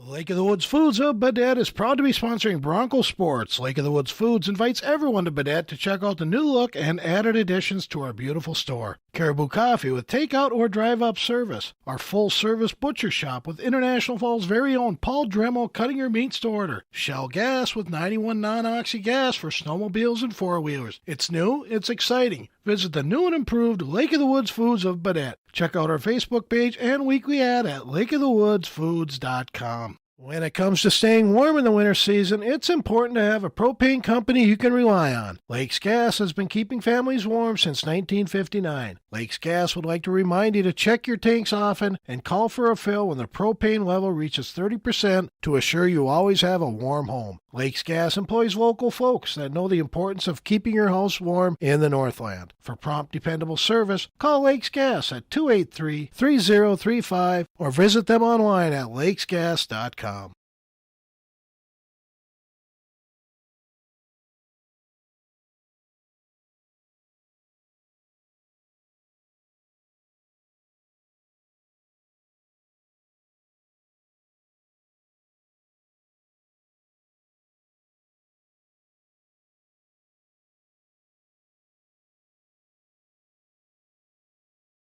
Welcome back to Bronco Arena. We're ready for the second, we're almost ready for the second period. I'm ready. Team's just getting back out on the ice. The nets being put back into their pegs. The teams will switch ends as the Broncos will be going left to right in this second period. Prairie Center, they lead it 1-0 here over the Broncos. And again, these two teams played on January 28th, and it was a 5-0 win for Prairie Center. So things seem to be going in that direction here for Prairie Center, but there's still 34 minutes at least to play in this hockey game as we're just getting ready to start the second period between these two teams. And I was telling Coach Aaron Hall that in a couple of weeks they're headed out to Detroit Lakes in Crookston on a Friday and a Saturday night trip. I'm following along. I'm going to go out there and bring you two games from out there. That's 2 weekends away, but this coming week we've got Little Fort Big Falls boys basketball on Monday night as they take on the Northland Eagles. We got Tuesday night off because the Bronco boys hockey team and the Fort Francis girls hockey teams, we were going to have one of those games on. Neither one of those are going to be played due to COVID and sickness and whatever else. Thursday we're going to have Bronco girls basketball from Evelyn on the air. Friday we'll be back down in Little Fork as we will have the Bronco boys versus the Little Fork Big Falls boys on Friday. And also on Friday we are going to have Bronco boys hockey against Moose Lake. As we'll be getting a feed from our friends down there at the Moose, WMOZ. So that's what we've got going on this upcoming week. And, of course, it's Icebox Days next weekend, so that brings up a whole brand-new thought process. I'm going to watch the Wild. Also, I want to mention Bronco Pee-wee's team lost 5-3 to Hibbing today. Very good game. I went to the first period. Young Matthew Black scored, and then this Kierksted kid that came from Fort Francis, he had the other two goals. So 5-3, Pee-wee's played well. I went over there to talk to Shikowski and Jocelyn and all those kids. They play tomorrow against Proctor, so go check them out over at Cary Park. We are underway here in the second period. The puck in the Bronco zone, played along the near half wall. Picking it up there now is Caradice. Plays it behind the net and was going to play all the way up the end. Wow, that's great ice right there. I didn't think she threw it that hard. Holy cow. She threw that puck back about 40 feet, hit the, man, that's good geometry right there. Well, geometry. There you go, back to that math. I'm throwing pool tables out there and you say, no. Geometry, baby. Geometry. It's all With geometry. Mr. Simon. Best teacher I ever had that I didn't know what the heck I was doing. Rest in peace, Oren Simon. We miss him. Man, it's hard to believe. Here we go, off the face-off. The Broncos control it. Pellin along the far wall. Plays it off the wall to herself. Tries to get past Diedrich. Nice. Tries to put the angle, slides it out front. Valentine was coming down the slot. Couldn't get a piece of it as the Blue Devils cleared away. Out to neutral. Picked up there by Caradice. She plays it off the far wall, but brought right back in there for the Blue Devils by Gerke. Cleared out to center by Diedrich. Diedrich throws it back towards the Broncos zone. Puck, pops up in the air. Picked up by Ludwig. She skates to the top of the circle. Let's go with a shot. That misses the mark. Comes into the near corner. Ludwig will pick it up there for the Blue Devils. Ludwig plays it in behind the Bronco net. Ludwig will chase it down there. Try a centering attempt. That's knocked away. Fortunately, Pellin was on the wrong pipe there, and it was cleared away by her teammates. Now, Caradice out to center along the near wall. Comes into the Blue Devils zone. On her backhand. Slides one out in front right there. Oh, just out of the reach of Pellin. Comes to the point to Herbert. Herbert, wrist shot. That hits Ludwig. Herbert keeps it in. Throws it towards Valentine. That hits Pellin. Pellin picks it up. Throws one towards Lemke, and she covers it up with the glove. And some good pressure by both teams here. And the Broncos get a couple of opportunities there late before that whistle. 15:21 remaining in the second period. 1-0 Prairie Center leads it on your Rainy River Community College scoreboard. Start your voyage at RRCC. Your future awaits you right here in your own backyard. 285-7722. I believe spring semester starts on Tuesday. Face-off, controlled by the Broncos, pushed towards the net. Couple of opportunities. Graves had the last one there, but she punched it wide. Goes into the corner. Ford has it there. Centering attempt, tied up with Slatinsky and cleared away by Bick out to neutral. Back to pick it up is Glenny. Glenny turns, tried to throw it up. That's kicked into the zone by Lemke. Lemke's going to pick this up. Backhand attempt. Pellin kicks that one away. Loose puck now cleared away by Ford. Slatinsky. Lindell Slatinsky has it. She carries it out to center, knocked away, and now Lemke has it. She carries it back in, throws one towards the Bronco net. That goes wide of the far post, and it goes all the way out to center. That's some super ice over on that far side. Then all you got to do is just kind of look at that, and that puck bounces all the way out, at least to center. Back into the Blue Devil zone. Bick has it in the far corner. Blue Devils going right to left in this second period. This is going to be icing. No, they wave that icing off. And I'm not exactly sure why. Dwayne's not sure why. No, Dwayne's shaking his head over there. He's got no clue on why that was, but it was. Broncos looking to try to clear it out here. You know, Dwayne was a ref at one time. He was. Gerke keeps it in as she pinched in from the point. Broncos look to clear, but it's kept in at the point, this time by Elms. Elms throws one towards the net, deflects, and then with a little help there from Gerke, gets it on to the goaltender Pellin, who swipes that into the far corner. Under 14 now remaining in the second period. Prairie Center continues to lead this hockey game 1-0. Big collision along the far wall. Bringing it out to center now is Burns. Burns tries to catch back up with that puck, but Diedrich knocks it away. Diedrich has scored the only goal of this hockey game for Prairie Center. Puck is at center. Taylor. Burns brings it in. Top of the circle. Let's go with a wrister bouncer. Lemke, good body position on that one. Just knocks it down. Flags that to the far corner. Shot from the wall by Crosby. Comes all the way to the near wall. Werner throws one towards the net. Never got onto the goaltender. Cleared away by Diedrich. Diedrich tried to clear the zone, carrying the puck out, but it was knocked away by Crosby, and we're going to get a penalty coming up on Gerke for the Blue Devils, and the Broncos are going to go on the power play, and it's brought to you by Up North Builders, expert construction in International Falls. They've got planning, they've got management, they've got experience. It makes a difference. Up North Builders. Sure does. Burnsy working hard. That creates penalties, and that's exactly what happened. And hopefully they get a full 2-minute power play this time, Ringer, and get this thing tied up. This penalty is at 3:43 of the second period. Off the faceoff. Goes to the far wall. Pellin out to the point. Caradice. There's a wrist shot that was knocked down by Bick. Tried to clear it there. Were the Blue Devils, but it was kept in by Herbert. Herbert throws it back in behind the net. Valentine has it there. She tries to backhand one in front, but that was knocked away by Greenis. They battle on the end wall. Pellin has it, carries it out, sharp angle shot. Lemke up against the post, bodies it with the puck with her shoulder, and then covers up the loose puck to get a face off to her right with 12:51 remaining in the second period, and 1:35 in the power play for the Broncos. Face off comes right out into the slot, being knocked around there. Ludwig gets it out to center. Bouncing puck to the far wall. Herbert tried to get it past everybody and tried to dump and get that power play set up, but it's cleared back out to neutral. Along the far wall, or excuse me, the near wall, this is Bowles. Bowles gets it into the Blue Devil zone. Going to be picked up there and thrown out to center. Gets past Herbert, now a race for the puck. This is going to be probably won by Swanson. She gets there in the corner, puts it right out front. Caradice has it there, and she's ready to skate it out of the zone. It's crossed up there and by Lemke. Lemke now has the puck. Makes a move, and we're going to get a penalty back on the Broncos. And here we go, Mike, 4-on-4 hockey. As soon as you jinxed it. Broncos yet to possess the puck, and finally they blow the whistle, and it'll be Caradice that will take the no. They're going to say Herbert. My bad. Yeah, very similar to the last penalty, kind of just reaching into the really puck. Similar. And, not a intentional play at all, but it was a penalty, and that's we're going to have 4-on-4 for a little bit here. Yeah, about 46 seconds. If my math is correct, I'll look at the clock. 47 better seconds. Be right. Yeah, it's close. You know what I learned in math? There's only one right answer. That's what I love about it, Michael. There's only one right answer. Face off. Out to the point. There's a shot by Diedrich. That's knocked into the corner by the goaltender, Pellin. Kept in at the point by Bick. Bick. Along the wall, having it here, the Broncos. Glennie trying to clear it. This is 4-on-4 hockey. Glennie in behind her own net. Out towards the point. Pushed along there by Burns. Burns is going to try to run after Ace after this puck.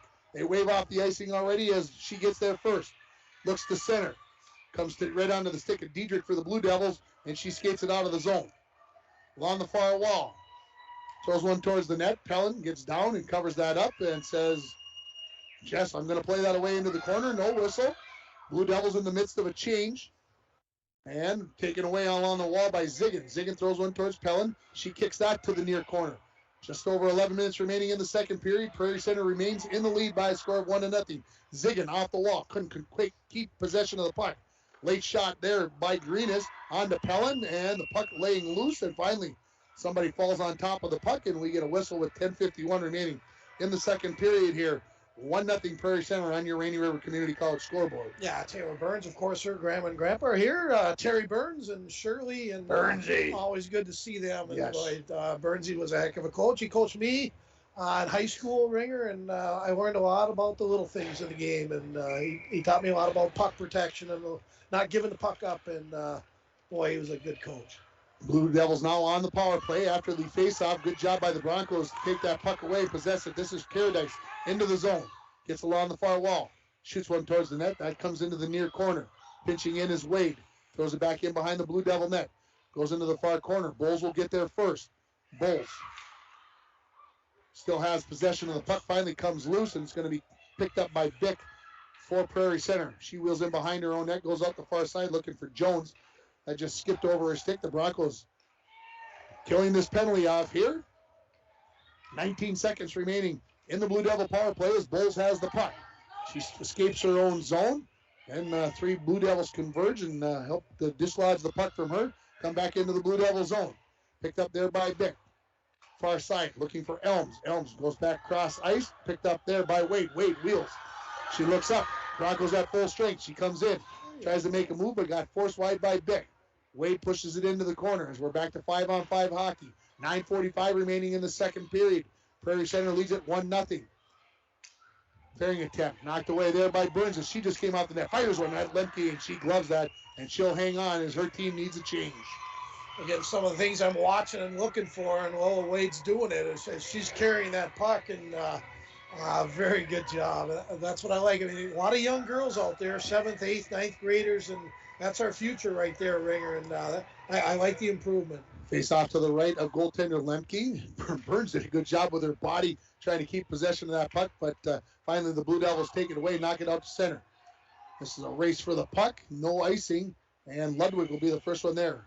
Her pass maybe through her legs, got knocked away at the last moment there by Paradise, goes to the far wall. Battle for it there. Swanson for the Blue Devils. Puts one out in front of the net, knocked away, comes towards the blue line, then throwing back along the near half wall. Paradise has it taken away by Ludwig. Centering out front. This comes all the way to the point. Here's a shot by Gerke. That hit some equipment out front and still laying there. Gerke throws one towards the net. Gets knocked into the far corner. Ludwig had it momentarily, but knocked away by Herbert. Here come the Broncos out to neutral. Swanson on the back check, knocked that away from Burns. Comes to the near half wall, the near wall. Back into the Blue Devil zone, picking it up there. Swanson. Swanson leaves it off to Gerke. Gerke up through center. Stopped there by Paradise. Tried to push that along, but knocked away by Coltis. Back out to center. This is Werner. Werner knocks it into the Blue Devil zone momentarily, and then right back out by Prairie Center. On the near wall. And just offside. Ludwig was just inside of the zone. I think maybe she thought she had her skate on the blue line, but she had just drifted inside of the blue line, so we get an offside call here with 8:20 remaining in the second period. Yeah, good part, too, is Aaron's running all three lines, and mostly 3D, the way it looks, 18-9, and Paradise number 8, so that's good. You got to play them all. Yeah, and same thing for Prairie Center. They're running through their three lines pretty consistently. I know they might be going 1-2-3, 1-2, 1-2-3, but they're getting that third line out there as well. Blue Devils in possession of the puck. Tried to knock it towards the Broncos' zone. Lola Wade knocks that up. Picking it up there is going to be Graves. She lets go a shot from the top of the slot. There's a save by Lemke, knocked into the corner. Grace hustles after it. Her center right 10 will go all the way to the far wall. And now looking to push it out. Ooh, there's a penalty coming up on the Broncos. The Blue Devils, and there could be a second penalty coming up right here. Lemke's going to walk in. She loses an edge. And we are going to, I think, have 2 penalties coming up on the Broncos. Wow. 1 and 2, because both officials have their arm up and they weren't up at the start of it. Glenny's going to go and Q's going to go. So it's going to be a 5-on-3 coming up here, as it is going to be Ford and Glenny that are going to go. And these penalties will come at 9:16. So the officials making sure they're on the same page. And that they penalties, yeah. So they're smiling about it. You don't see that happen very often. A penalty after a penalty is already going to be called. Kiana's over at the bench. Not sure what for. We're going to see what's going on. We do only have 1 person in the box. We've got 4 on the ice, so erase that one on Ford. Okay. So it's going to be 5-on-4. We'll take that. Was that. The initial one. Yeah. I don't know. Maybe the referees got together and decided that maybe it wasn't a trick. I don't know. They were both penalties. Face-off win by the Blue Devils. Slap shot by Bick. That changed directions. Wow, that hit somebody out front. Just went wide of the mark as it changed directions. Clearing attempt. Kept in at the point by Greenis. She throws one towards the net. Puck just laying there in the slot. Nobody can knock it away. Back towards Pellin, and she tries to cover that up, and we get a whistle. She didn't have it covered up, but we'll take the whistle. 1:42 remaining in the power play here for the Blue Devils. The face-off will come to the left of Pellin. A big penalty kill here. Even Pellin out there for the face-off for the Broncos. Yeah, you don't want to fall behind 2-0 here to do the Broncos. That you wouldn't want to think that that's insurmountable. There's a big slap shot off the face-off. Pellin makes the initial save, then covers it up as Ludwig dove in. That was Swanson that dove in with her stick to try to knock that into the back of the net. So, I mean, the Broncos, I'm thinking back now, have scored, 6 goals in the first 10 games of the season. So they scored 4 against Detroit Lakes. We don't want to get down by 2. No. Face-off, won by Bernsey. Goes into the corner. Ludwig pulls her way into the corner, knocking down Herbert. Kept in at the point by Greenish. She skates to the top of the circle. Let's go with a shot. That's tipped and goes up over the down goaltender in Pellin. She went down to cover that up, thought it was going to stay on the ice, tipped right up, and it scrolled right over the top of her shoulder, and it's 2-0 in favor of the Blue Devils. And Ludwig's pointing at somebody else. I thought Ludwig did tip that, but she's saying another person on our team scored it, which is very, how do you put it? Nice. Nice of her. Nice. Yeah, politically. Well, you got to do that. If you know you didn't get the goal, you make sure the ref knows. Hey, you want your teammate 13-9 is going to be the official. So Ludwig is going to get it. The assist is going to go to number 9. That is Carly Greenis, and it is 2-0 on the power play for the Blue Devils. So just one of those things, you get a good tip. That's what you want to do up front. Change the direction. Here comes Ludwig right back in. She shoots. That went way wide of the mark. I think Glenny may have gotten a piece of that. In behind the Bronco net. Puck is tipped into the corner. Pellin plays it off the wall. Valentine knocked off of her stick. Ludwig along the half wall, skates in. On her backhand, gets ridden off the puck by Pellin. Puck comes loose. Swenson right out front. That's a save by Pellin. Comes out to the point. Diedrich. She throws a wrister that gets kicked into the corner by Valentine. Ludwig. First one there. Glenny took the puck away momentarily. Then Ludwig came back. Throws one towards the net. Wade clears it to the far wall. Towards the net by Gerke. Pellin had it momentarily, couldn't quite hang on to it. Now Valentine has it as she skates out of the zone. Puck knocked off of her stick. And now laying out here at center. Both teams taking swipes at it. Finally, Valentine gets it back towards the Blue Devil zone. Back now come the Prairie Center Blue Devils. Swanson walks in, lets one go. A high riser that Pellin knocked down, then covers up on the ice. 5:59 remaining in the second period. The score, Prairie Center 2, International Falls 0 on your Rainy River Community College scoreboard. Yeah, Ludwig, wears number 13, has been the best player on the ice tonight. Only a freshman, so I know that's her dad on the bench because he's probably 6'4". I was going to say. And Natasha's got to be 5'11", 6 foot herself. Face-off controlled by the Blue Devils. Far point Bick. She throws one towards the net. That changes directions but goes into the corner. Caradice off the wall. Well played there. And another nice job there by Ford. Ford comes into the zone. Shot from the dot. That misses the mark. Comes to the near corner. First one there is Graves. Her centering attempt. Coming in was Lindahl Slatinsky. Got into her skates. Far wall forward. Throws one out in front. Tipped by Graves. Goes wide of the mark to the near corner. Clearing attempt by the Blue Devils. Kept in by Herberg. Then kicked back out by Lemke. Race for the puck. Lemke will beat Caradice there. Caradice knocks it off for her stick. Allows some help to come in. Lemke, late shot from the far wall. That's kicked away by Pellin. Out to the point. This is Bick. Whiffed on the first one. Throws the second one towards there. Tipped out front. Oh, the Blue Devil bench thought that was in. They thought they'd gotten another one of those up over the top of the down goaltender. But that one went wide of the mark. Herbert tries to skate it out of the zone, but that's knocked off for her stick. Played along the near half wall. Under 5 remaining in the second period. Broncos clear it out. No icing. This shot or this clearing attempt will come all the way back onto the goaltender Lemke. Broncos in the middle of a forward line change. Out to center. Good move there by Elms. Elms plays the puck right at the blue line and throws it into the Bronco zone. Back to pick it up will be the 8th grader Burns. And behind the net. Goes out far side looking for Brenna Crosby. Crosby tried to look forward to Werner, but that might be a little out of her reach. Getting back to pick up this puck is going to be Greenis first. Cross ice pass. Collision over there along the far wall. I don't see either official's hand up. There's a shot from the far wall that comes into the near corner. Werner for the Broncos. A couple of players join in. Nobody able to possess. Now this is Burns. Backhands went out front. Coming down the slot there was Crosby, but getting there first was Gerke. She'll send it all the way down the ice. No icing, as they say. It was tipped. This is Caradice. Plays it up along the wall. That was tipped away by Brooke Nelson. Along the wall again. Now Werner tries to clear it. Knocked back in by the Blue Devils. 3:50 remaining in the second period. 2-0 in favor of Prairie Center on your Rainy River Community College scoreboard. Elms takes a shot from the blue line area, and that goes wide of the mark. Loose puck picked up by Glennie. Knocked off of her stick. Now Burns. Cross ice for Crosby. That's out of her reach. Gerke shot. Pellin saw it, but she can't get to the rebound, and finally cleared away by Caradice. Caradice along the end wall. Tried to play it up, but that was knocked away again by Brooke Nelson. Continuing to keep some pressure on the Broncos here. Up along the near half wall. Loose puck. Still along the half wall now. Played back into the corner. Going to be picked up by Caradice as we approach 3 left in the second period. Caradice to the far corner. Looks for Crosby. Crosby tried to play it along the wall, but that was knocked away by Gerke. Lenny has it along the end wall. Up to Crosby. Crosby taken away by Ludwig. Her centering pass on the blind backhand. Cleared away by Caradice. Caradice into neutral. Lays on the brace to get back to the forehand. Throws one from the blue line. That's kicked away by Lemke into the far corner. Broncos need a change. They're getting it done. Here comes Swanson. Collision there between her and Wade. Puck comes loose. Swanson gets to the blue line. Throws one towards the net. That's picked off by Glennie. Out to Bowles. Excuse me, that is Pellin.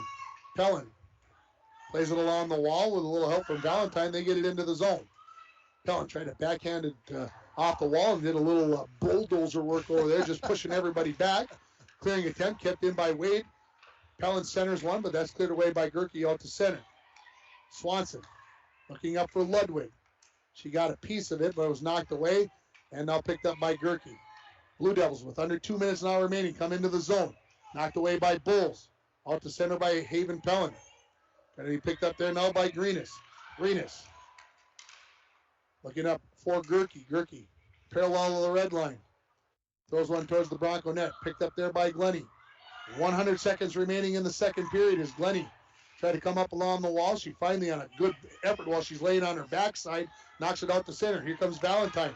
1-on-3 into the zone. She lets go with a wrister that goes wide of the far post. Goes to the far half wall where Ludwig has it for the Blue Devils. She brings it out to center. Possible odd man rush here for the Blue Devils. Ludwig skates in.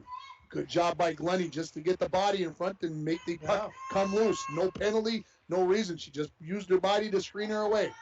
Ford has it along the wall. She's going to throw it out towards neutral and all the way back into the Blue Devil zone, and this will be an icing call on the Broncos with 1:05 remaining in the second period. 2-0. The Blue Devils lead the Broncos. Yeah, can't afford another, I think, another good period. I think she's played very well, the young sophomore, and as you call her, Q. Q, yeah, everybody calls her Q. Nobody calls her Kiana. What number did you wear in high school? 12. 12. I don't know why that question came to my mind. I don't know. Al Karsnia wore it before me. So Al was a very good player, played at Notre Dame. So there we go. Under a minute now remaining. Broncos looking to clear, but it's kept in there along the far wall by Ziggin. She throws it to the near half wall. Herberg has it there. She'll play it back in behind her own net. Try to knock it in the corner. Pressure there by Lemke. Now up along the near half wall. Pitching in from the point is Bick. Bick throws it in behind the Bronco net. First one there is Herberg. She puts it up along the far half wall. Q has it. Looking to get it out to center to Graves. Knocked away, right back into the zone. Now picked up again by Ford. Under 30 remaining in the period. Comes to the near half wall. Back into the Blue Devil zone where Bick has it. Eyes up, looking. Tried to go through there looking for Ziggin. Just couldn't quite connect. Caradice has it. Caradice along the far wall into the zone. 10 remaining in the period. Quick shot there. Lemke hangs on to it with the glove. Might have been going wide of the mark, but she decided to glove that one and hang on to that. And let's give that the drive of the game. Yeah. Brought to you by Nagurski Transportation. Moving your product safe and fast. Nagurski Transportation is looking. Not out. They are always looking, but they're looking right now for new professional drivers. They need them. Give them a call at 218-689-2064. Kevin will be glad to talk to you about that. Pretty good way to make a living, $70,000, $80,000 a year, and you're home every night. That's the way to do it. Under 5 now remaining in the period as the Blue Devils throw it to the near half wall. One final shot here by Caradice as she lets it loose. Looking, she was trying to thread the needle, looking for Burnsy for a tip in there, and she just waited maybe a fraction of a second too long, and we head to the second intermission with the score. Prairie Center 2, International Falls 0. We'll take a break, and we'll come back with the Green Larson Mortuary in between periods report. You're listening to Bronco Girls Hockey on K104, rjbroadcasting.com, and you're watching it on yourliveevent.com. Falls International Airport is an economic engine for our area. Daily commercial flights, along with private aviation, brings visitors from across the country to do business with local firms as well as vacation here. And the airport provides access for local residents to connect to the world as well as a wide variety of job opportunities. The new airport terminal makes travel comfortable, convenient, and many times cost competitive. Falls International Airport, giving you another travel option and strengthening the economic fabric of our community. Snow falls on Our Federal Credit Union opened our doors in 1960, and from that day on, our commitment to the members and community has never wavered. As a member-owned financial cooperative, our mission is to deliver innovative products and provide exceptional experiences, allowing you to reach your financial aspirations. Whether you are looking to open your first savings account, buying your first home, or send your child to college, TrueStar is here to help you take the next step in your financial journey. Federally insured by NCUA.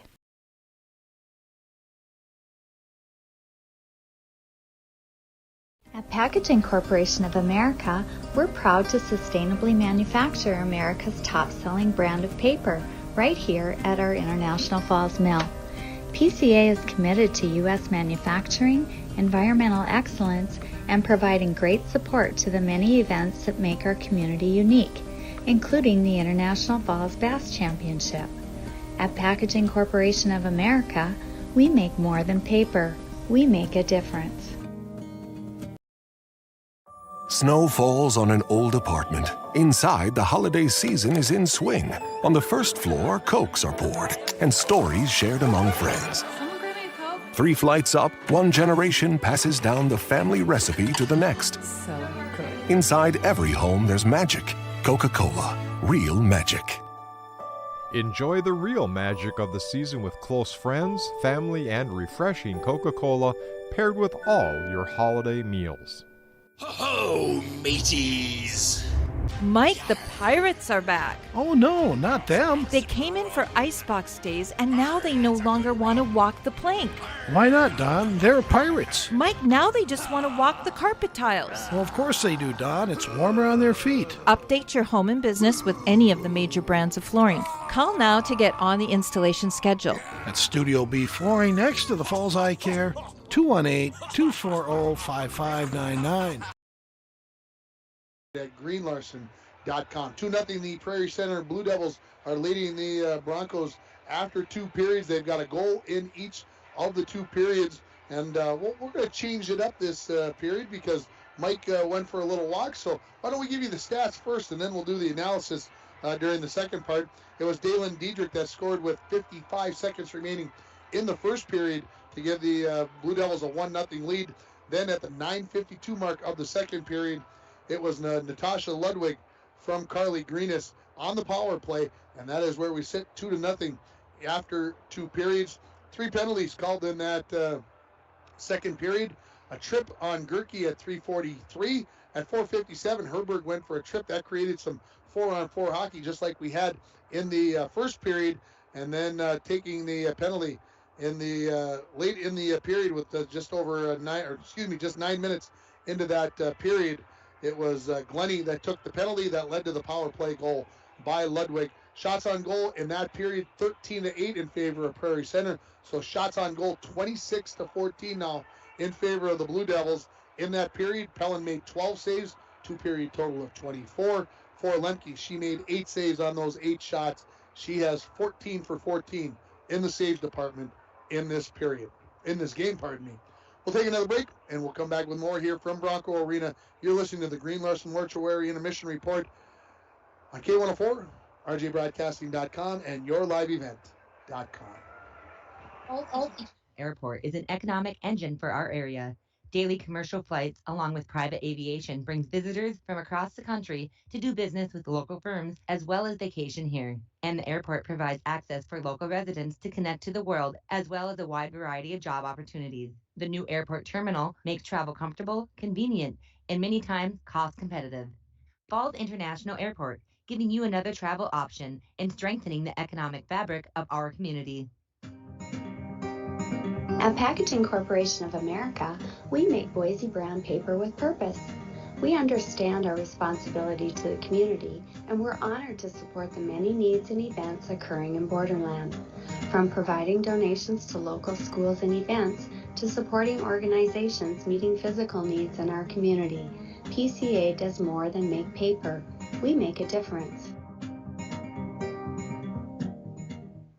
Hometown Hobby and Crafts is your headquarters for all your craft and school projects. January is National Puzzle Month, and to recognize this, Hometown Hobby and Crafts will have 15% off all puzzles for the entire month. Puzzles are a great family activity or solo project during the winter months. Stop at 327 3rd Street in downtown International Falls to check out the large selection of fabric, yarn, stencil art that Hometown Hobby and Crafts has in stock. Their hours are 10 to 6 Monday through Friday and 10 to 4 on Saturdays. Buy local to keep our community strong. Voyagers is a water-based park. You cannot drive a car to see Voyagers.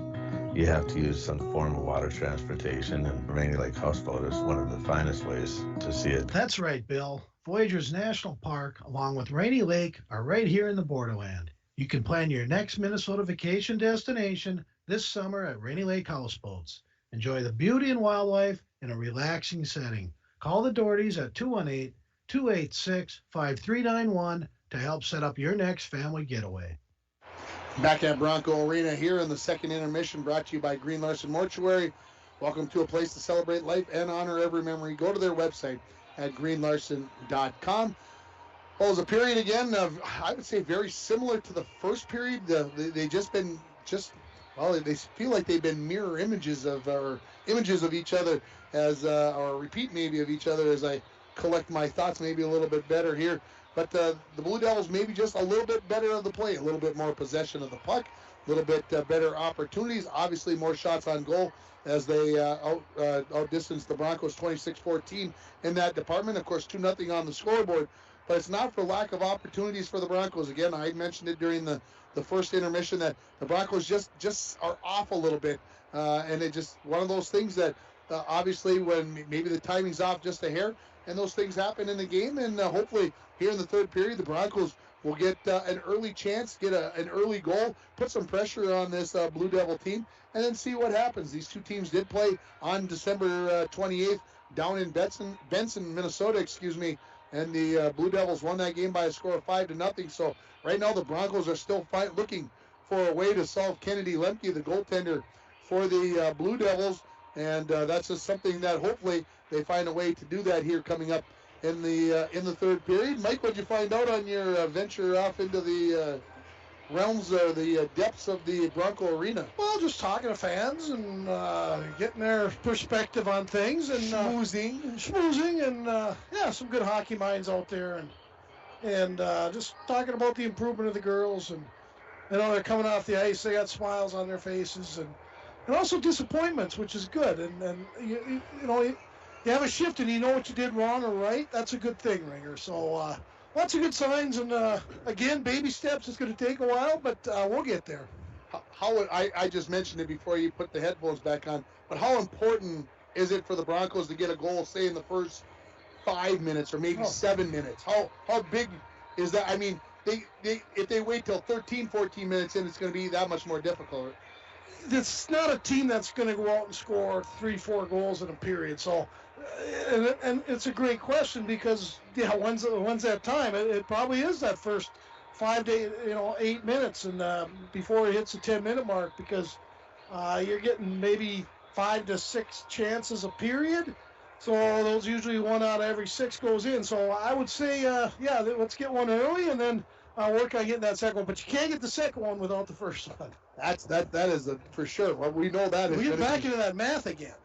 It always comes back to the math. It's good to be back in Bronco Arena. I haven't been in here for a bit, and it seems like I was in my 50s the last time I was here. Jeez, Ringer, it's I'm enjoying the heck out of it, and nothing I love more than being in a hockey arena. So. Let's take another break. We'll come back with more here from Bronco Arena. The Broncos trailing at 2-0 to Prairie Center. You're listening to Bronco Girls Hockey on K104 and RJBroadcasting.com, and you're watching it on yourliveevent.com.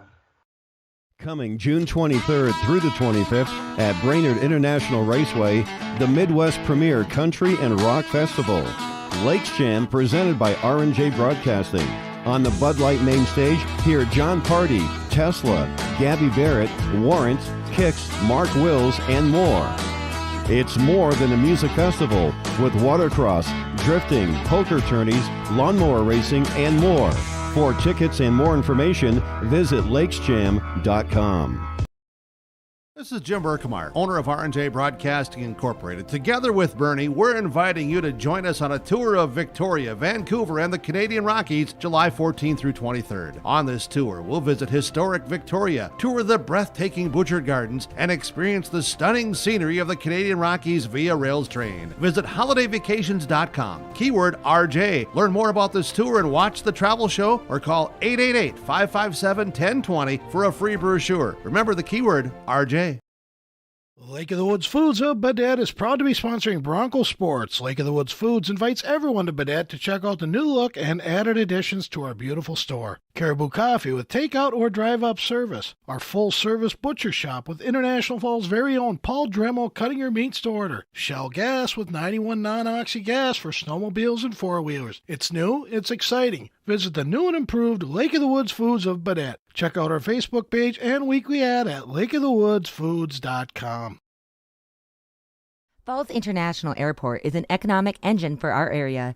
Daily commercial flights, along with private aviation, brings visitors from across the country to do business with local firms as well as vacation here. And the airport provides access for local residents to connect to the world as well as a wide variety of job opportunities. The new airport terminal makes travel comfortable, convenient, and many times cost competitive. Falls International Airport, giving you another travel option and strengthening the economic fabric of our community. Ho-ho, mateys! Mike, the pirates are back. Oh no, not them. They came in for icebox days, and now they no longer want to walk the plank. Why not, Don? They're pirates. Mike, now they just want to walk the carpet tiles. Well, of course they do, Don. It's warmer on their feet. Update your home and business with any of the major brands of flooring. Call now to get on the installation schedule. At Studio B Flooring next to the Falls Eye Care, 218-240-5599.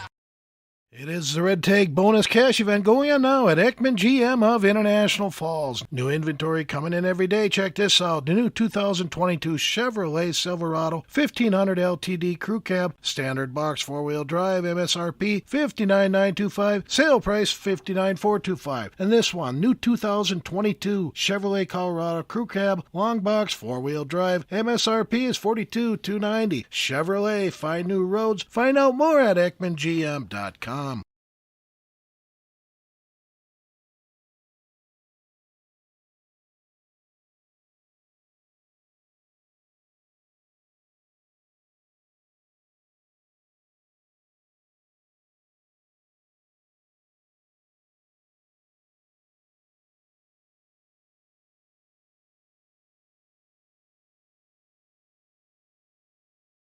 At Bronco Arena, they just are picking up the pucks from Chuck a Puck.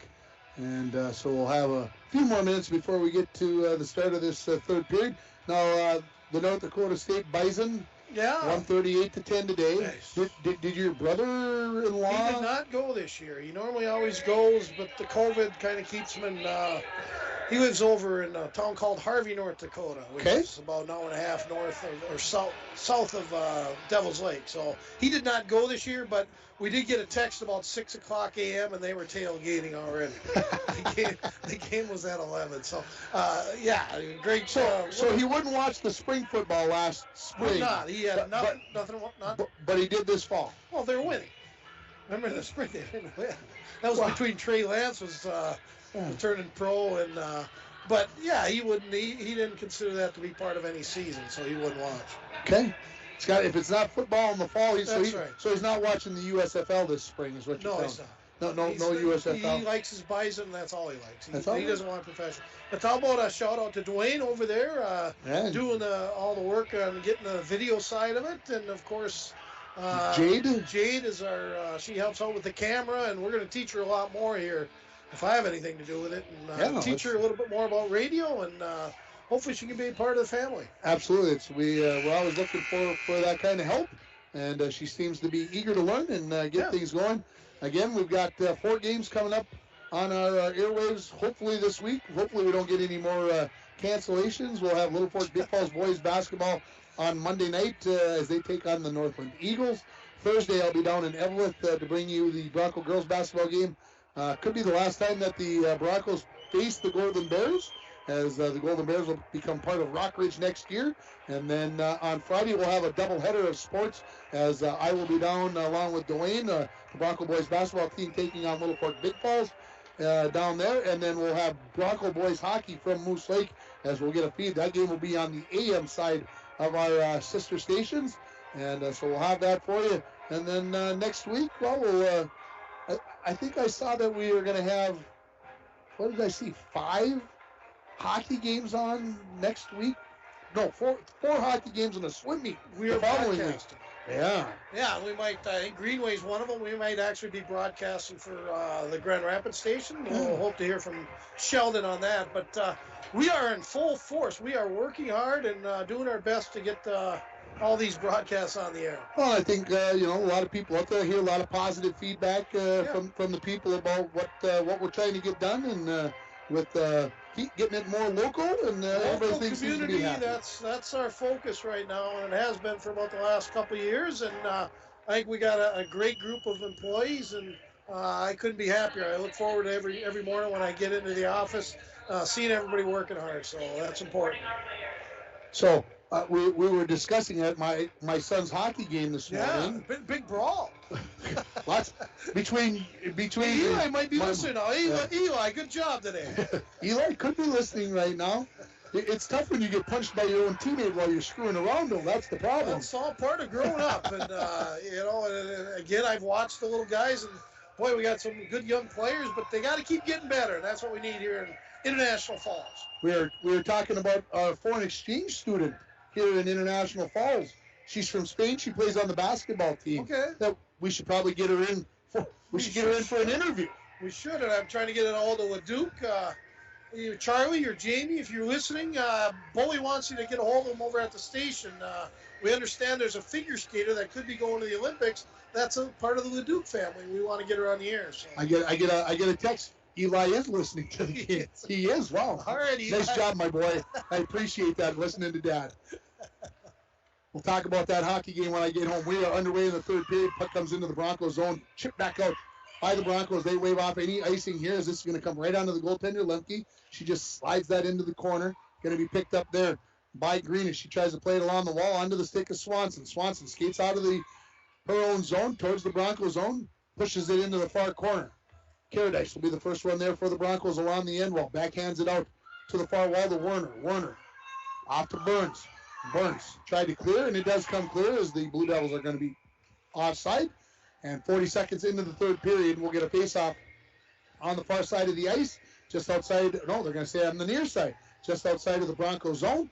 And again, the Broncos in this period are going right to left, and they're home whites. And they trail 2-0 on your Rainy River Community College scoreboard. Face-off controlled by the Blue Devils. It comes all the way back into their own zone. Diedrich, who has one of the Blue Devil goals, picks it up there. She slices it out to center. Poked along there by Lemke. Lemke gets it past Glennie and then tries to make a move in front. On the backhand, good kick save there by Pellin to keep that one out, as there was a big open net there, and she got the pad out there to kick that one away. Up to Valentine. Valentine on her backhand, trying to get past Gerke, and Gerke did a good job of just riding her wide of the goal and really giving her no good opportunity out to center. This will be an icing call, as that was Glennie gave that the full college try to get a piece of that one, and just out of her reach, and so we'll get an icing call. 15:42 remaining in the third period. 2-0 Prairie Center leads it on your Rainy River Community College scoreboard. That could be interesting mentioning Eli. We could someday, 8 to 10 years from now, you being the lead announcer, I'll be doing color for my 2 grandsons and your son, and wouldn't that be interesting? Colin Bruinski and Maverick Bolstead. So that could be kind of fun. And that would show you how much older you are than face off. Right, it comes out right in front of the Blue Devil net, laying there, and Lemke finally jumps on top of that. As the Broncos, not any big quality chance, but the puck kind of laying there with the opportunity for it to be a big chance for the Broncos. Again, we said between periods, probably the first 7 minutes, Broncos need to get one. So we'll see if that happens. Face off to the right of Lemke, controlled back by Elms. Pushing it into the far corner is Greenis. Along the far wall, this is Nelson. Kept in at the point by Glennie, whose puck's going to be picked up by Lindahl Slatinsky. She fires one towards the net. That's wide of the mark. Comes off the end wall. Goaltender Lemke knocks it back in behind the net. Picked up there by Greenis. Knocked off of her stick by Lindahl Slatinsky. And now Greenis picks it back up but can't get it out of the zone as Lindahl is there at the point. Battled for it there along the half wall. Loose puck picked up by Grace. She fires it. Ooh! Right on the backside was Kiana Ford. And she missed the tip in. Not that it would have maybe been under the open net, but a good opportunity nonetheless for the Broncos. Here comes Elms for the Blue Devils. She comes in. Tries to make a move past Glennie. She does. Fires at a sharp angle. Pellin the save. Knocked into the corner by Caradice. Backhanded towards the net by Nelson. That's picked off by Glennie, and she fires it around the board. Kept in at the point by Gerke. She fires one towards the net. Where is it? It's in somebody's equipment. Somehow, some way, it is stuck in the skate. Well, I'm going home, folks, now, because I've seen everything. I don't know after that, what else could you pause? How does it get stuck in between your blade and your boot? Well, there's an amount of room in there that would fit exactly the size of a puck. You should have that. No, you shouldn't. The skate designer should not allow that to be. You shouldn't be able to get a puck stuck in between there. Sorry, I just...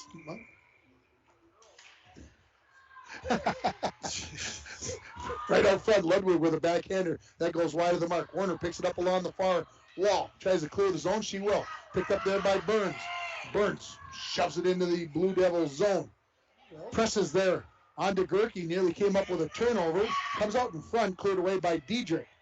Pushed along there by Kolpis. Broncos keep it in. There's one onto the goaltender. Off the stick of Caradice. Good save by Lemke. Blue Devils get it out to center. Swanson up to Ludwig. Ludwig comes in, makes a move, shoots. Pellin knocks it down and covers it up. She didn't catch it clean. She was trying to glove that one. It just knuckled on her a little bit, but she's able to jump on top of the rebound. Stops the clock. 13:49 remaining here in the third period. Broncos trailing at 2-0 on your Rainy River Community College scoreboard. Yeah, Mark Pellin, very good goalie. Boy, she holds her area real well. She comes out of her net. She doesn't stay in it, and those pads are really big on her. And just a freshman. Face-off win, Bick. Her wrist shot hits some traffic, goes into the corner. Beck gets a return pass out at the point. She backhands one to the half wall. Centering attempt comes right onto the stick of Gracie Bowles. Pushes it along. Tipped out to center by Pellin. And back to pick it up is going to be Ziggin. Ziggin lost the puck to Bowles. And she puts it up towards Valentine. And it goes in behind the Blue Devil net. Bick behind her own net, up along the near half wall, picked out by Bulls. She goes to Valentine for the one-timer and just didn't get a good piece of it. Knocked into the corner, picked up there by Prairie Center. Knocked out towards the blue line, excuse me, and now out to center. And no icing coming up here on the Blue Devils as Caradice had an opportunity at that. In the corner now, Bulls is going to pick it up here for the Broncos. Out to Pellin, off to Valentine.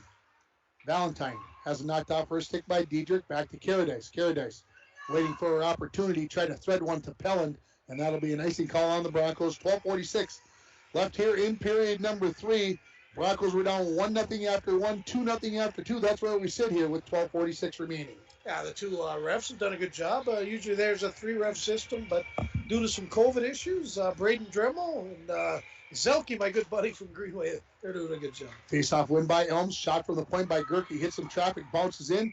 Pelland is able to get a cover on that. And then Elms and Glennie, they exchange pleasantries. Maybe they had a chance at the tournament to, share some thoughts, and they're just reacquainting themselves. Is there such a thing as pen pals anymore? Or is that gone? Well, I suppose you could be a pen pal online, maybe thumb pals or something, because I'll do it with all you do. Yeah, it's crazy. I haven't thought about pen pals in ages. That's what I'm here for.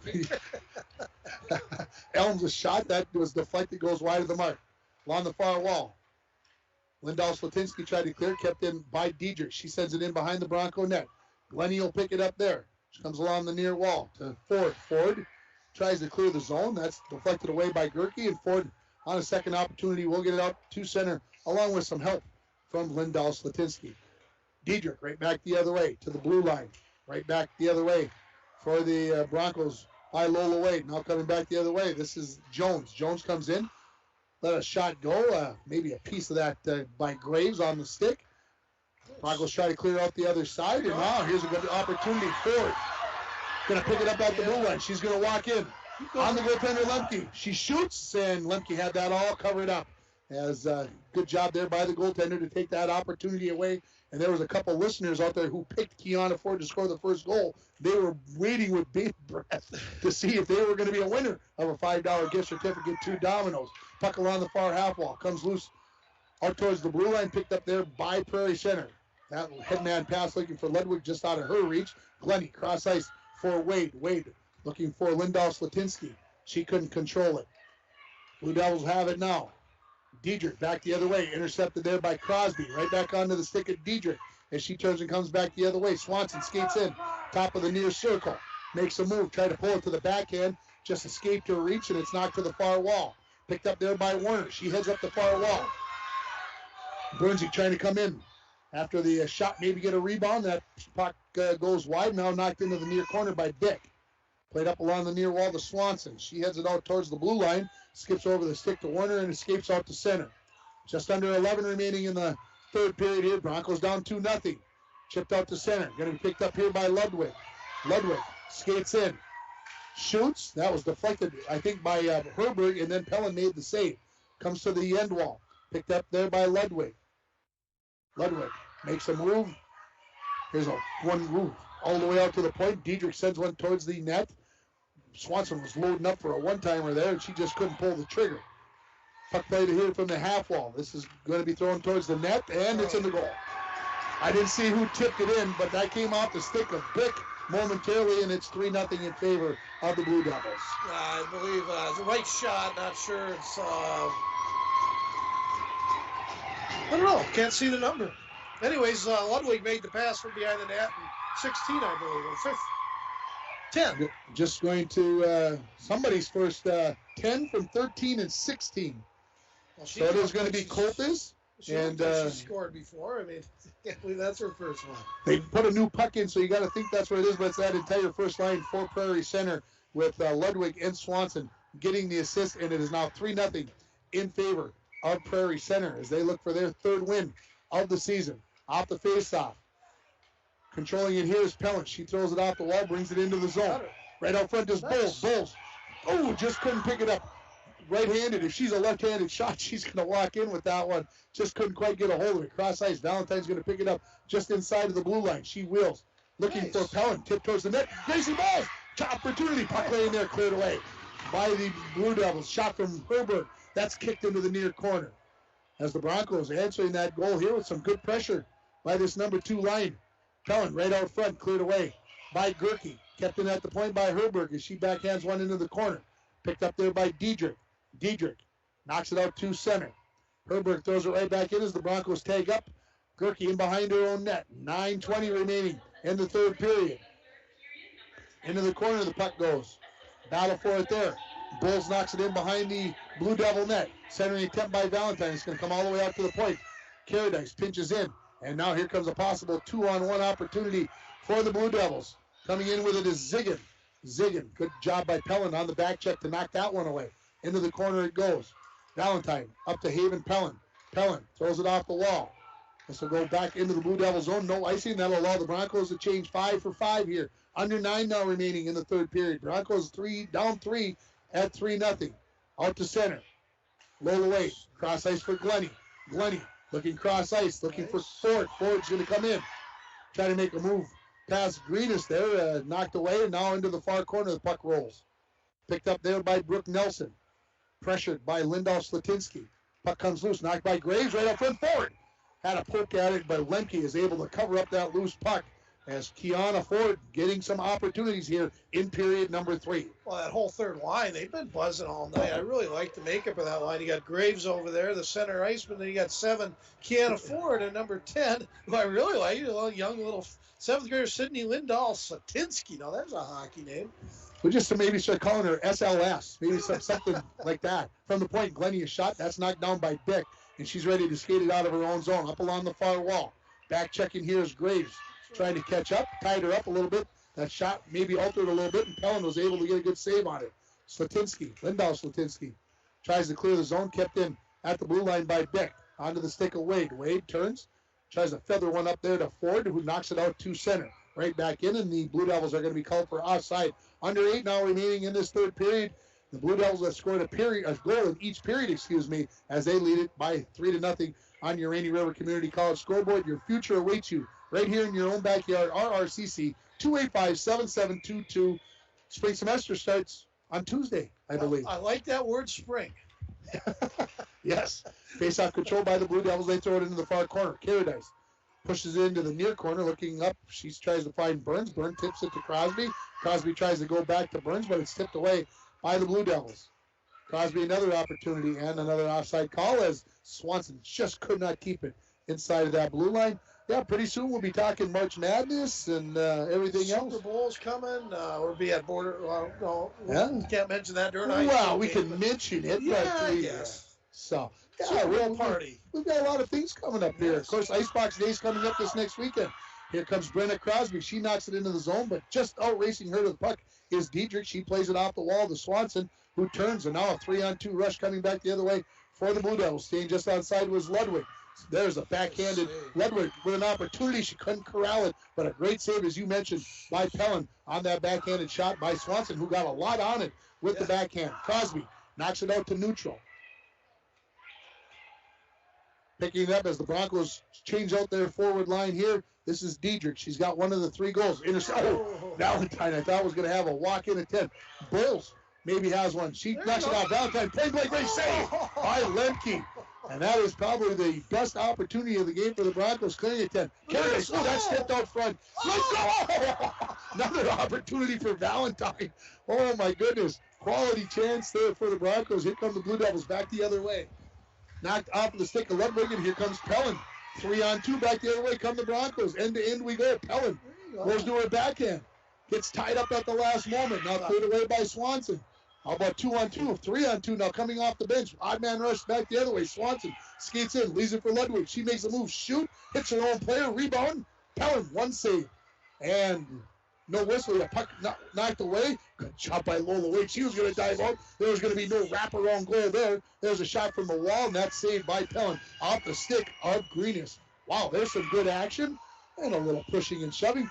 Hey, how about we give that the Northern Lumber something? What do you want to call it? End-to-end rush of the game? Yeah, I mean, Haven Pellin, nice job. I love it this period. Valentine, and these girls are going there. They're carrying the puck, and that's a good thing. Northern Lumber's got free estimates, delivery to your worksite. They've got paint matching. Northern Lumber, everything to build anything, located on Highway 53 at 307th Street in International Falls. Of course, Ryan over there at Northern Lumber is Herberg family. He's connected in there. Yeah. So here we go. Here's a face-off win shot by Bick from the points. 6 minutes now remaining in the third period. 3-0 Prairie Center leading it here. Broncos looking to clear, kept in with Bick. She takes a big slap shot. That hit somebody. Bounced in. There's a right at the doorstep. Pellin knocked down in the butterfly as jamming at it is Allie Lemke. and 3 or 4 opportunities. She just kept jamming at it, and finally the referee blows the whistle, and Lemke's like, why are you blowing the whistle? It was still free, and the goal came off of its... Moorings? I hate that word. I know you do. That's why I was waiting for you to say the pipes. The pipe, the peg. So... Moorings is just so cliche, isn't it? It sounds so 70s to me. Oh, we would have never used that. 5:48 remaining. Face off to the left of Pellin. Graves battles along with Lemke on the face-off. Comes cross ice onto the stick of Lindahl Slatinsky. She looks to clear. Graves had it and then knocked away by Bick. Bick backhands one towards the net. Picked up there by Glennie. Off the wall by Glennie out to center. Puck ping-pongs around a little bit. In skates. People poking at it. Finally comes loose back into the Broncos zone. Glennie. Cross ice for Wade. She plays it off the wall looking for Ford, and they say no icing as it's going to come off the end wall. Lemke very calmly, coolly slides that into the corner. Graves centering attempt. That was kicked away by the Blue Devils, and they will clear it out to center. Lemke has it there. 2-on-2. They come into the zone with Ziggin. She fires from the blue line. That misses the mark. Good job there by Lemke, lifting the stick of Wade at the last moment. Try to get another possibility at that. Ford backhands it out to center. Diedrich will outrace her for the puck as she retreats back into her own zone right in front of her own goal. 4:50 remaining in the third period. Puck's at center. Poked along by Lemke. They are going to say no icing.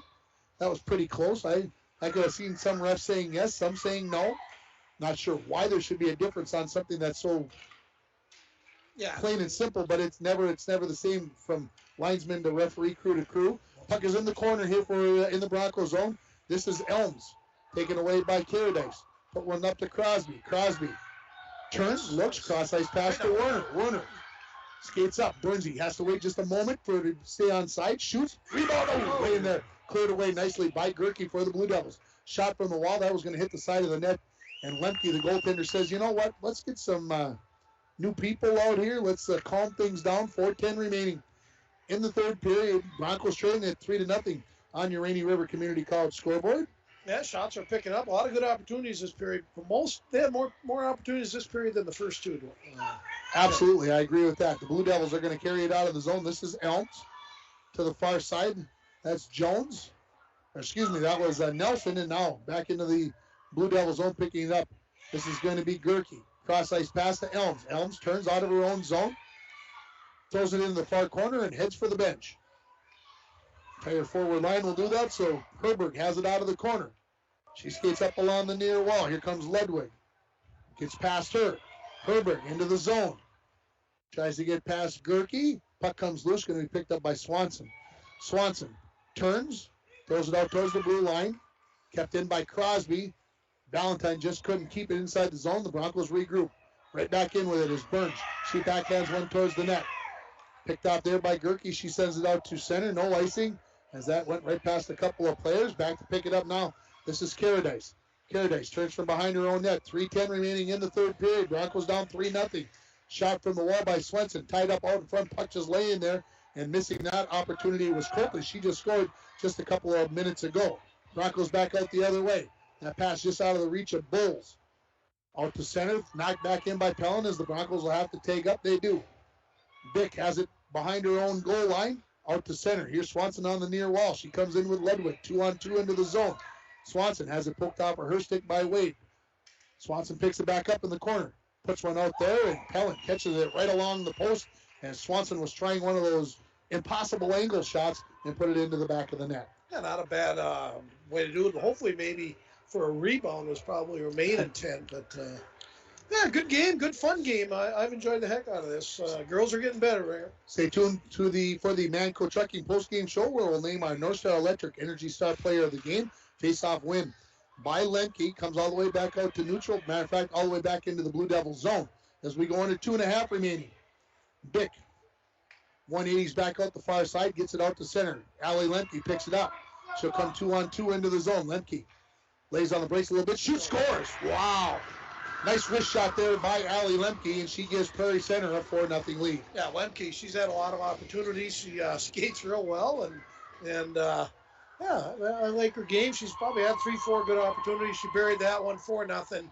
I guess the Broncos down here to What's going on there? Okay, nothing. I was wondering where the goalie was. 23 from 14 and 6, so getting assists on that goal from Lemke are going to be Brenna Bick and number 6, Faith Ziggin.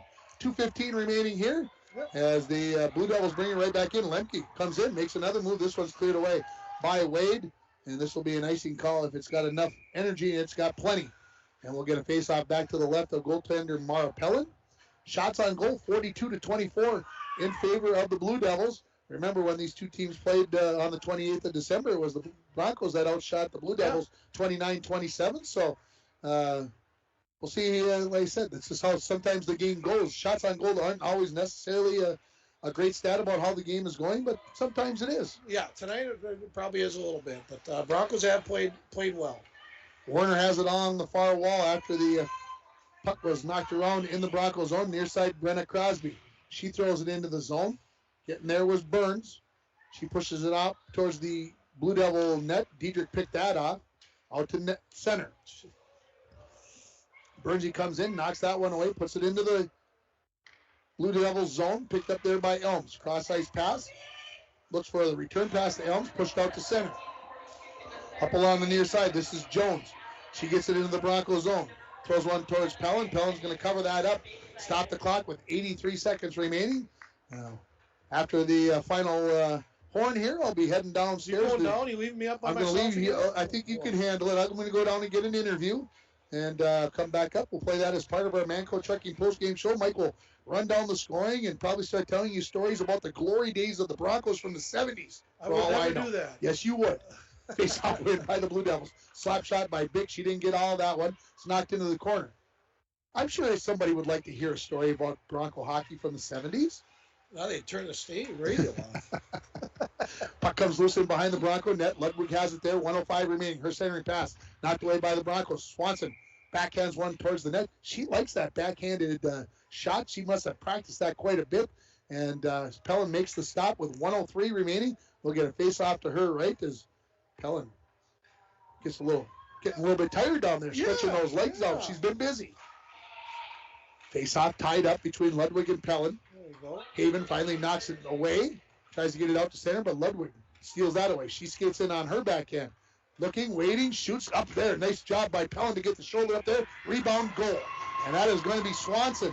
That is going to make it 5-0 in favor of Prairie Center.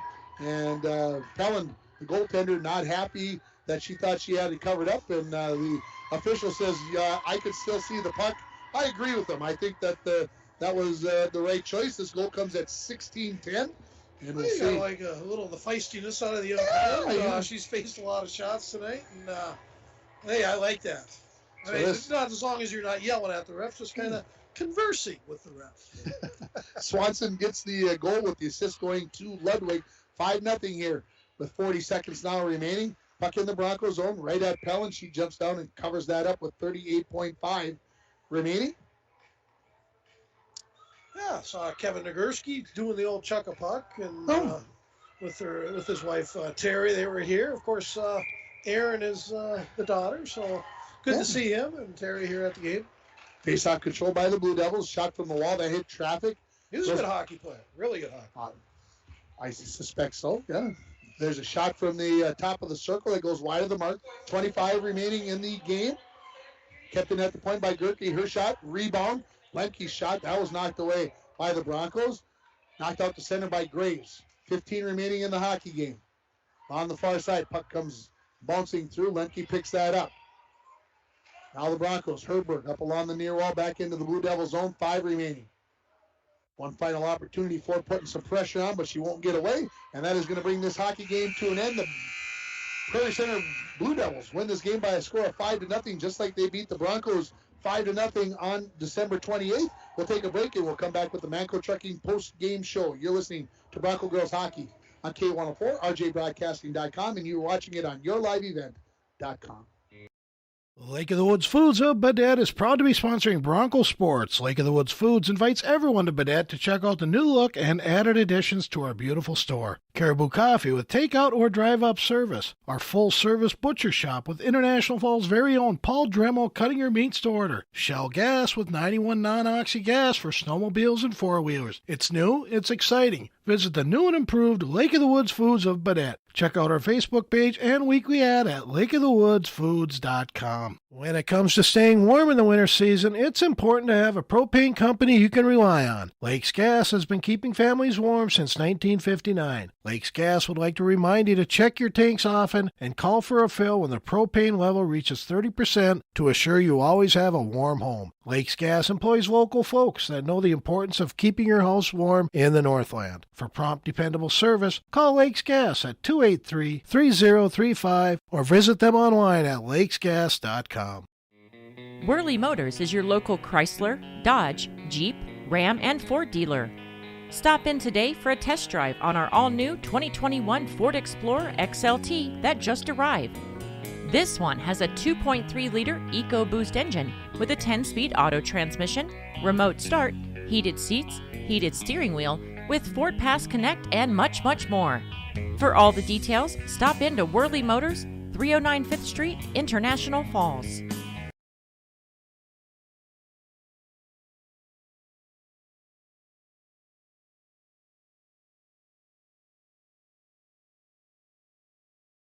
Falls International Airport is an economic engine for our area. Daily commercial flights, along with private aviation, brings visitors from across the country to do business with local firms as well as vacation here. And the airport provides access for local residents to connect to the world as well as a wide variety of job opportunities. The new airport terminal makes travel comfortable, convenient, and many times cost competitive. Falls International Airport, giving you another travel option and strengthening the economic fabric of our community.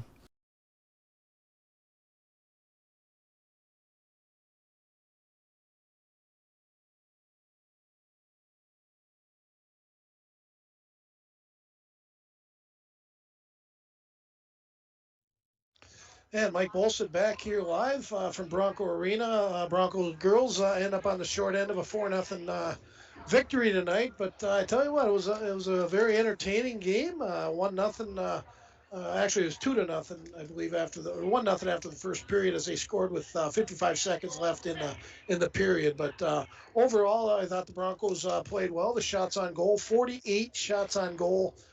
For Northern Lakes, and then for the Broncos, they ended up getting 24 shots on net, which in most cases, 24 shots on net is going to net you a couple, 3 goals, but not tonight, as Lemke was pretty solid in goal tonight for Northern Lakes and the young sophomore. But overall, I really liked the game of the Broncos. A big improvement from the last time I seen them earlier in the year. The girls are carrying the puck a lot more, and Ringer's back, and how you doing there, big guy? Oh, it's a long walk, When you're working out. You and I with Kerry Gas, man.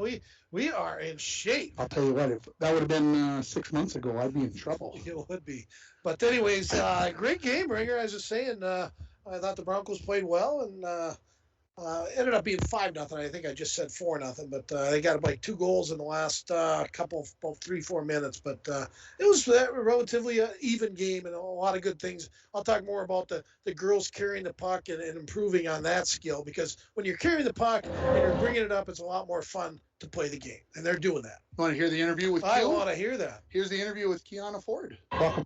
Manco Trucking post-game show, joined by Kiana Ford. Kiana, had a nice game tonight. What did you feel like you did well? I felt like I did decent handling the puck, besides missing it almost every time it was on the boards. My feet probably could have moved faster, but I felt like I did pretty good overall. You had a couple of good opportunities close to the net. Did you feel like maybe you were snake bitten a little bit, not getting that chance to put one in the net? Yeah, I feel like my shot was a little off. Need to work on that. Talk about what you think about what the team did well today in this game against Prairie Center. I think the team did really good with the across ice passes and getting in front of the net most of the time, and I think we all worked really well together today. Yeah, I appreciate the time. Thank you. That was Kiana Ford joining me there in the post-game interview. We appreciate her time there, and she's a good cross-country runner, right? She's a very good cross-country runner, and I'm not sure why all of a sudden I'm not hearing myself well enough in my ears. Maybe I've gone deaf over the trip, but anyway, yeah. Yeah. Did you run down the scoring? I did not. Okay, why don't we take one more break? That'll give you a chance to pick your Energy Star player of the game, and then we'll come back more in the Manco Trucking postgame show. You're listening to Bronco Girls Hockey on K104, rjbroadcasting.com, and you're watching it on yourliveevent.com. Coming June 23rd through the 25th at Brainerd International Raceway, the Midwest Premier Country and Rock Festival. Lakes Jam presented by R&J Broadcasting. On the Bud Light main stage, hear John Party, Tesla, Gabby Barrett, Warrant, Kix, Mark Wills, and more. It's more than a music festival with watercross, drifting, poker tourneys, lawnmower racing, and more. For tickets and more information, visit lakesjam.com. This is Jim Berkemeyer, owner of R&J Broadcasting Incorporated. Together with Bernie, we're inviting you to join us on a tour of Victoria, Vancouver, and the Canadian Rockies, July 14th through 23rd. On this tour, we'll visit historic Victoria, tour the breathtaking Butcher Gardens, and experience the stunning scenery of the Canadian Rockies via rails train. Visit holidayvacations.com, keyword RJ. Learn more about this tour and watch the travel show, or call 888-557-1020 for a free brochure. Remember the keyword RJ. At Bronco Arena in the Manco Trucking postgame show. Manco Trucking is proud to be sponsoring Bronco student athletes. They're located on the truck route. Contact them for all your hauling needs or backhoe and dirt work. And a shout out to Maggie and Brian McBride along with the other International Falls people. I don't know who all those people are. I don't remember getting the invite. I didn't get an invite to Laughlin, Nevada, but I guess that's the place to be right now. They're going to Florida soon too. What the heck? I guess that's what retired people do. So, and JJ says for them. And JJ says Kiana is a swimmer, not a cross country runner, and she's right about that. Q is one of the swimmers. Kieran is a diver, and then the other two of the four Ford sisters run cross country. So she's right about that. And you may have said that, and I might have even agreed, but I was blankly agreeing with you because you could have told me that the sun was setting in the east, and I'd have said yes. You know what I like about all of it is they're all participating in Bronco sports and activities, and that's what you do. You get a good education, you play sports, you stay out of trouble. Thanks, JJ, for the reminder. Keep us straight. I'm glad to hear that you're listening. Let's run down the scoring. It was Dalen Diedrich that got Prairie Center on the board with 55 seconds remaining in the first period. It was an unassisted goal, and it was 1-0 after the first period. Natasha Ludwig would make it 2-0 on the power play, 9:52 into the second period. It was Carly Greenis that got the assist, 2-0 after 2 periods. Prairie Center adds 3 goals in the third period. They scored 6:48 on a goal by Madison Coltis. Getting the fourth goal for Prairie Center was number 23, Nora Elms, and getting the fifth one at 16:10 was Kyra Swanson. Shots on goal 48-24 in favor of Prairie Center. 43 saves for Pellin, 24 for Lemke. No penalties called in the third period, and those are your stats. And we've got to go back and we've got to name a Canner Electric play of the game. And for all your electrical needs, both commercial and residential, stop at Canner Electric, 500 4th Street in International Falls, or give them a call at 283-8319. And I think maybe I got to go back to that glove save early in the game that Pellin made down here to our right. We gave it the Snap Fitness save of the game, but it's probably in our mind, or at least in my mind, is the play of the game. You got maybe a different one? Well, definitely. Mara played well. She's like the, I guess automatic, it probably is the player of the game. Yeah. But I got like 9 circles. Well, yeah, I mean, there's lots of players of the game. I could mention a bunch of them. And Lola Wade, I thought, played really well. And again, your girl, you interviewed, Kiana Ford, I played. Bailey Herbert, Kylan Glennie, the defensive core, all 3 I thought played extremely well in front of Pellin. I'm going to go, of course, Caradice played. I'm going to go Taylor Burns. I thought Taylor was active, involved. And that's what you got to do, is you got to be involved and be active and be around the puck. And when you get the puck, do something with it. I'm going to say it this way. You tell me if you think I'm crazy, because I don't have to. You know that? You know hockey how many ever times better than I do. She plays hockey like a center. She's a center. Mm-hmm. She plays like a center. She's everywhere. She's. So if you remember last year, she did play wing, but I agree with you. She plays it. She plays it the right way. She's willing to jump into the play. She's forechecking. She's back picking up the puck behind her own net. Mm-hmm. She's everywhere, and she's willing to take on that responsibility. And love to think we've got 4 more seasons of it. Yeah, and your center is in charge of down low defensive coverage, and she has no problem doing that. She's feisty. She gets involved. She's a Burns, and that's the way it is. And again, I thought Gracie Bowles, another one, number 12, so much more improved, these girls. And I was talking to Steve Crosby about that. He said, boy, a lot of them didn't start playing until 7th, 8th grade. And me and him talked about that. And getting the hand-eye coordination of skating, and then now putting your stick in your hand. And now you got to have the stick and the angle of the stick to the ice and the puck on the ice. And there's so much to it. And if you watch Eli and how's his development, he's a little guy. And they're basically in the stages of, they've only played 4 or 5 years of competitive hockey. And it's amazing what they're doing. But they're going to need another 3-4 years to get to that next little level. It's going to get there, Ringer, and that's what I'm pretty excited about is that we got a lot of young kids, and we're going to keep getting better. The power of human connections can be seen on and off the field, and the same is true with North Star Electric. Congratulations to this game's Energy Star Player of the Game, Taylor Burns from North Star Electric. I think that's going to wrap it up here from the Bronco Arena. Here is the Bronco girls fall to Prairie Center for the second time this season by a score of 5-0. Prairie Center improves to 3-11 on the season, while the Broncos drop to 0-11. Our next broadcast will be on Monday, as we will be down in Little Fork Big Falls, as we will be bringing you Viking boys basketball as they take on the Northland Eagles. Pregame scheduled to start right around 7 o'clock on K104, rjbroadcasting.com, and we'll also have that game for you on yourliveevent.com. Mike, thanks for coming with. This is awesome. We'll be doing it again shortly. Thanks to Dwayne and Jade for doing the video side of it. Great job. Thanks to our sponsors, but most of all, thank you for listening to Bronco Girls Hockey on K104, rjbroadcasting.com, and yourliveevent.com.